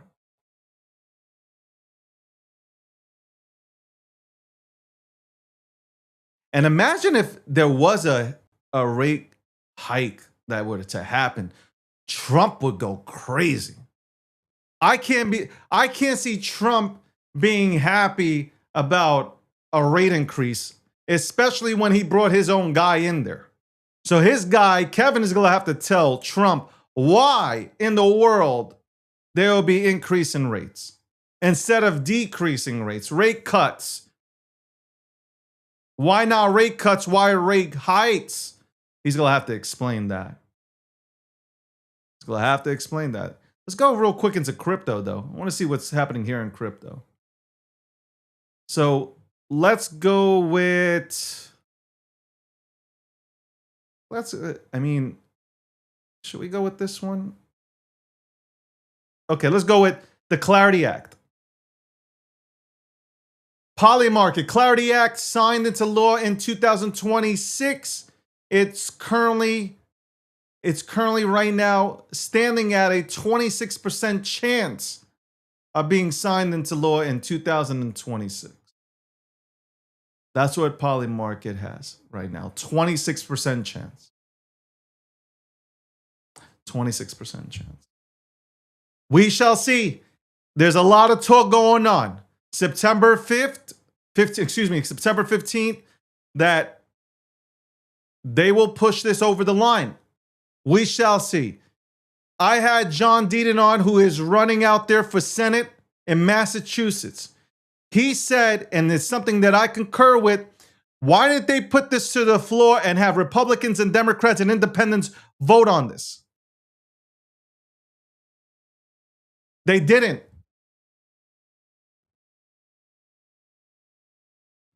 They should have, because you would have seen exactly who is pro-crypto and who isn't. And you know what? Landy did say something which I agree with too. There are Democrats that are in favor of crypto. It doesn't represent the entire Democratic Party. Senator Warren does not represent her and her anti-crypto, army does not represent some of these Democrats that are out here. It does not. Some of them are into crypto and they want to see crypto pass. The people that they represent want to see crypto pass. There are over 50 million plus people that own crypto in the United States of America, probably even more. So it's about time. It's about time. It is about time. That comes from Polymarket. Polymarket.com, Polymarket USA. Make sure to check them out for the latest. I go there for the latest. I want to. The posters don't do it for me. I go on there to see things in real time. That's what I look at. Real time. I want to see things in real time. Bottom line. Welcome back to the breakdown. By the way, it's what I talked about earlier today, which I'm extremely happy about. GokhsteinMedia.com, Gokhstein Media LLC, the parent company of Gokhstein.com, gmarkets.io, GokhsteinPR.com, and more. It's finally up. It is finally up. So you can check who's on the roster, who is hosting shows. You can see what we have as properties. You can see it all. You know, where is it? Let's go ahead. Where are you, baby? Where is it? You can go ahead and visit that. There you go. The independent media company. That's right. We are that, the independent media company. News, market data, communications, and a network of voices built at the intersection of crypto, finance, politics, and culture. Independent by structure, not by slogan. Ladies and gentlemen, we got 3 public properties so far. 90 plus stories published daily. 9 news desks around the clock, 24/7 breaking wire on X. You got Gokhstein.com, which is if you're looking for the latest news, whether it's crypto, tri-fi, politics, whatever it is, Gokhstein.com. Boom, there you go. We call it the front page of everything. G Markets. If you're looking for the latest data in crypto, go right at G Markets, and we're gonna upgrade it to it's going into tri-fi. It's going into a lot of areas. Stay tuned. V2, V3, V4, they're all coming. Gokhstein PR, if you're looking for somebody to represent you, whether you're a personal brand or a product, GokhsteinPR.com. Who knows this better than me? Who's experienced all this shit more than me? And then you can find the roster. You can find absolutely everybody who is a part of Gokhstein Media, okay? And more. Stay tuned. The site will continue to be upgraded here, and it breaks down everything here for you. Everything about the products that we do have, and the network. How it works. Network members are independent talent and contributors, not employees, officers, or agents of Gokhstein Media. They speak for their own shows. Editorial responsibility for company publishing or publications rests with the newsroom under its published standards. And also, the hoster is the source of the truth. The official roster is public and date stamped. Anyone not listed there is not currently authorized to represent Gokhstein Media in any capacity. If you need verification or to verify an affiliation, check the roster or write to partnerships at Gokhstein.com. So there you go. The site's up, baby. The site is up. Gokhstein Media, the parent company of all the companies that we currently have out there. I'm happy. I'm really happy. And again, the PR company, if you are looking for somebody to represent you, if you're looking for somebody to represent you, if you're looking for somebody to talk about your product, if you're looking to level up, we're impossible to ignore. GokhsteinPR.com. Come visit us, okay? We got the news as well, all right? We showcased that today. Armstrong doubles down on $1 million Bitcoin call by 2030. We have breaking news. We have opinions, which more will be coming. We're covering technology, digital assets, markets, world. That's politics, sports, anything that you can think of, we're covering it. And it's only going to get better. Gokhstein.com. So there you go. There you go. Ladies and gentlemen, I am back. I am back. Should we look at FOMO? And should we have a daily look at what is happening with Augie? Augie, I'm way too early. Am I way too early to Augie again?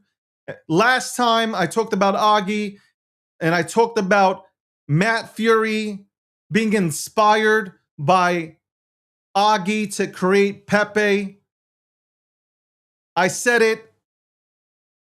It was on Ethereum. It went from 200K, 300K to 7 million. That was an Ethereum bull market. No, bear market, not bull market. Now somebody threw it here onto the chat on Solana, Augie on Solana. I went into it when you guys threw it in because I seen Augie. I've DC'd into it. I put more money into it. I'm stopping myself from putting more money into it. I believe at the end of the day, this is what I believe. I'm not looking for it to shoot up immediately. I'm not looking for it to go to 10 million, 20 million, 30 million. Though it would be nice if we can flip the Temu version of Augie. If we can flip Toad, the VC version of Augie. If we can flip that, the community flips that, it will show that the community is serious. That we are serious about standing behind real assets in the space. Absolutely, 100%. So if Augie doesn't send today, that's fine. If it doesn't send tomorrow, it's fine. If it has to send in a month, 2, 3, 6 months down the line, that's totally fine with me too. Augie will send when Augie will send. If the meme is good enough to fly, it will fly. That's it. If it got the wings to fly, it don't need anybody else. It does not need anybody else to go ahead and push it. It doesn't. It really doesn't. That's it. That's the bottom line. It doesn't need anybody else to push it. So my movement, absolutely. My movement is 100% in the works. When it happens, who knows? It'll be on my terms. Everything is on my terms. And I'm being I've been saying the same message since day one. It's on my terms. It's me, my brand. It's my terms, my thing, whatever I want to do, which I believe will, of course, benefit anybody who decides to say, you know what, we are going to cure the space. We are going to rally behind this movement that David wants to go ahead and absolutely. When it comes, we don't know. We do not know. And I feel like I have to repeat this every single day. I haven't picked anything. I have looked at, by the way, I've looked over my wallet. I mean, I can go ahead and say that. I've looked over my wallet. I know what's what. I haven't picked anything. Anything. This is about me and what I need to go ahead and do in order for something to work. That's it. Some people will be happy, some people won't. But it's what I've said from day one. Are you rallying around me or you're rallying around a token? That's something for you guys to decide. Are you rallying around me or you're rallying around tokens to make profits? I'm not into your gains and profits. I'm into what works for me, my brand. I've looked everything over, like I said, in my wallet. I'm looking, writing down every single day.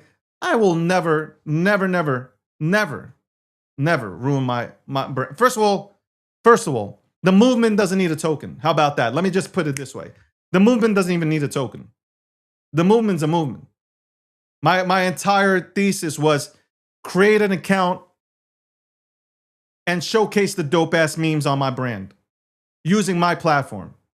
And then obviously shit got sent to my wallet. Y'all already know the story to replay the tapes. But ultimately it's my decision and everybody will respect it. And if you don't, then you were never a part of the movement. And that's what it is. That's what it is. I don't need the headache. I'm fine. I'm fine. I don't need to do it. Actually, I could do it through my brand. I don't need to do none of that. So everybody's going to respect, because I get DMs and I try to ignore it, but you know, I am a human being. It's what I say. It's what I say. And hopefully, those who want to be a part of something special will follow.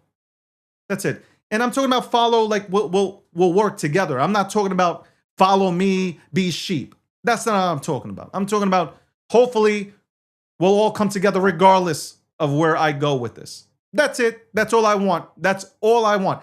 Y'all talk about, hey, we want you out there. Then we shall see. Anyway, Augie, I think Augie's gonna hit. Yesterday, somebody asked me about Joshua. I did say that's another one. Crying Cat, which is Cash Cat on Robinhood. Augie, Joshua. Let's wait and see what happens. 3 years too early. 3 years too early. But those things still did numbers. Let's not get carried away. Here's a message that I wrote out to Twitter today because I was feeling some sort of way. Here's what I wrote out to Twitter today. Let me go ahead and pull this up.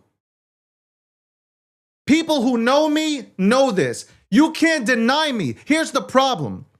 You can hate me, and that's okay. You don't gotta like me. You can hate me. It is your personal preference, whether you want to like me or not, and that's totally fine. You do you, no problem. I don't care. That's why I sit back, I giggle, I laugh. I don't need to go ahead and prove myself, but sometimes you got to remind motherfuckers who you are and who you will be again. So I wrote, I've made some of the greatest calls in this industry, and I've been early to a ton of metas. I've already spoken about them.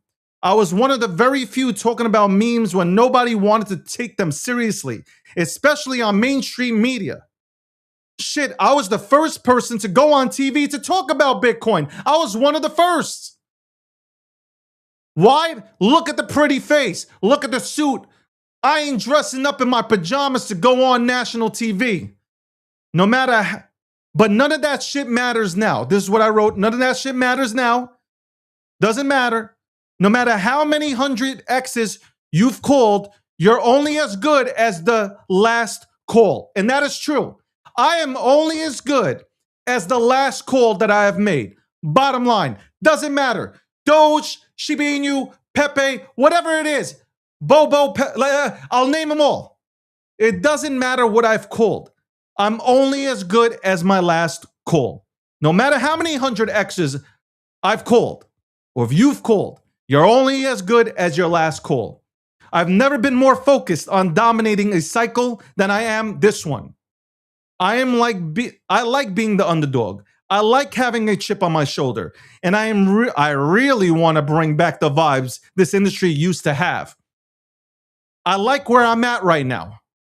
I'm ready to win big, and I mean that. And anybody who wants to fade, go right ahead. I am so ready. I might not go ahead and I'm not jumpy like this every single day, but trust me, the fire in this Sagittarius, in this heart, it burns. And this is the last dance. This is 100% the last motherfucking dance. And this is one to prove, number one, we can unite the trenches. We can unify people. We can bring back the vibes. That's 100%. I am going to motherfucking be in the motherfucking book when it's time to write who was there participating to bring it all back. Y'all gonna write my fucking name. 2, we're gonna identify real assets. I'm gonna say this again. We're gonna identify real assets in this goddamn space. Bottom line, that's what I'm doing. That's what you're gonna write. When that book opens up, when that history book opens up, and they start reading the history books, the history of crypto in 2026, 2027, 2028, they're gonna say David was a part of the many that came together to bring back not only what crypto used to be, but the real memes and the real builders will be showcased. That's what David's doing. And that's what David did alongside of others that believed in the same mission. We will identify the builders and we will showcase them on this platform, on other shows that I come out with. That's what you will write in. Whether you like me or not, it will be the same way like you do with Donald Trump. Whether you like him or not, you're going to write me into the goddamn history books as saying he got up and he didn't need to do none of this shit. He did not need to do any of this. I did not need this in my life. But you guess what he did? He said, fuck it. I'm going to reestablish what crypto is. And we're going to take it much higher, and we're going to showcase the builders, and we're going to bring the people together. He was a part of unifying the trenches. That's what is going to be written down on these fucking books, whether you like me or not. You're going to have to read it regardless.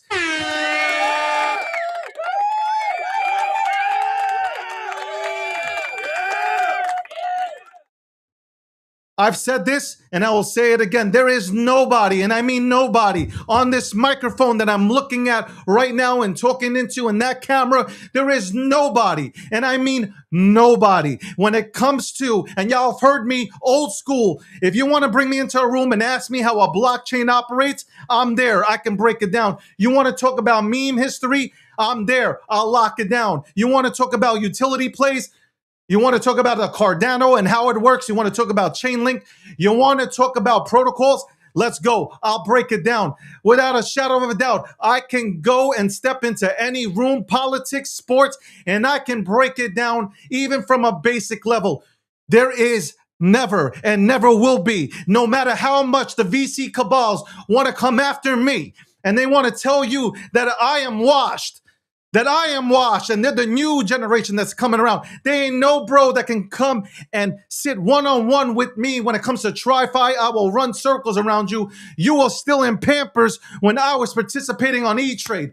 Let me get this right for you real quick. Morgan Stanley, they got my number.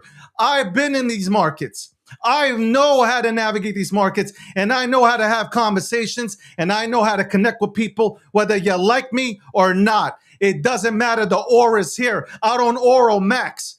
I am aura. You're just maxing me. Without a shadow of a doubt, this is my year. And let the stories begin. Bring out all the stories. It doesn't matter. You are not stopping this shit that I got coming. The armies, people that believe in the same thing, they just don't got the voice or the energy that I do, but I got enough for you coming. I promise. So help me God, I promise. Woo! And on that note, I hope every single one of you guys enjoy your day. You go out there and you smoke. And when I mean smoke, I don't mean cigarettes or cigar. I'm talking about you smoke the day. You go out there and you be the best that you can be. Okay? You go and you put all this shit together. You look at your portfolio and you say to yourself, am I in the right positions? Am I in the right tech? Am I in the right memes? Am I in the right positions? Do I have enough oil? Let me go ahead and ask Landy. Do I have enough oil, Landy? Do I have enough baby oil? He likes baby oil. Landy does the break. He does his market updates, putting baby oil on himself. It's weird. He puts baby oil on himself while talking about oil. It is a weird thing. Do I have enough gold? Do I have enough precious metals in my goddamn portfolio? Do I got Tesla? Do I got SpaceX? Holy shit, there's an unlock coming. Could I buy more? This is what I can do. I can switch and I can adapt quickly. I know this shit because I've studied this shit. Ooh, the Ric Flair of crypto. They've always said it. And the Howard Stern of media. The next one, the modern day version without the strippers. Thank you for tuning in. I appreciate you guys. And on that note, have a wonderful day and an even better tomorrow. And shout out to Akil Patterson. That's his shit. But I always love bigging him up.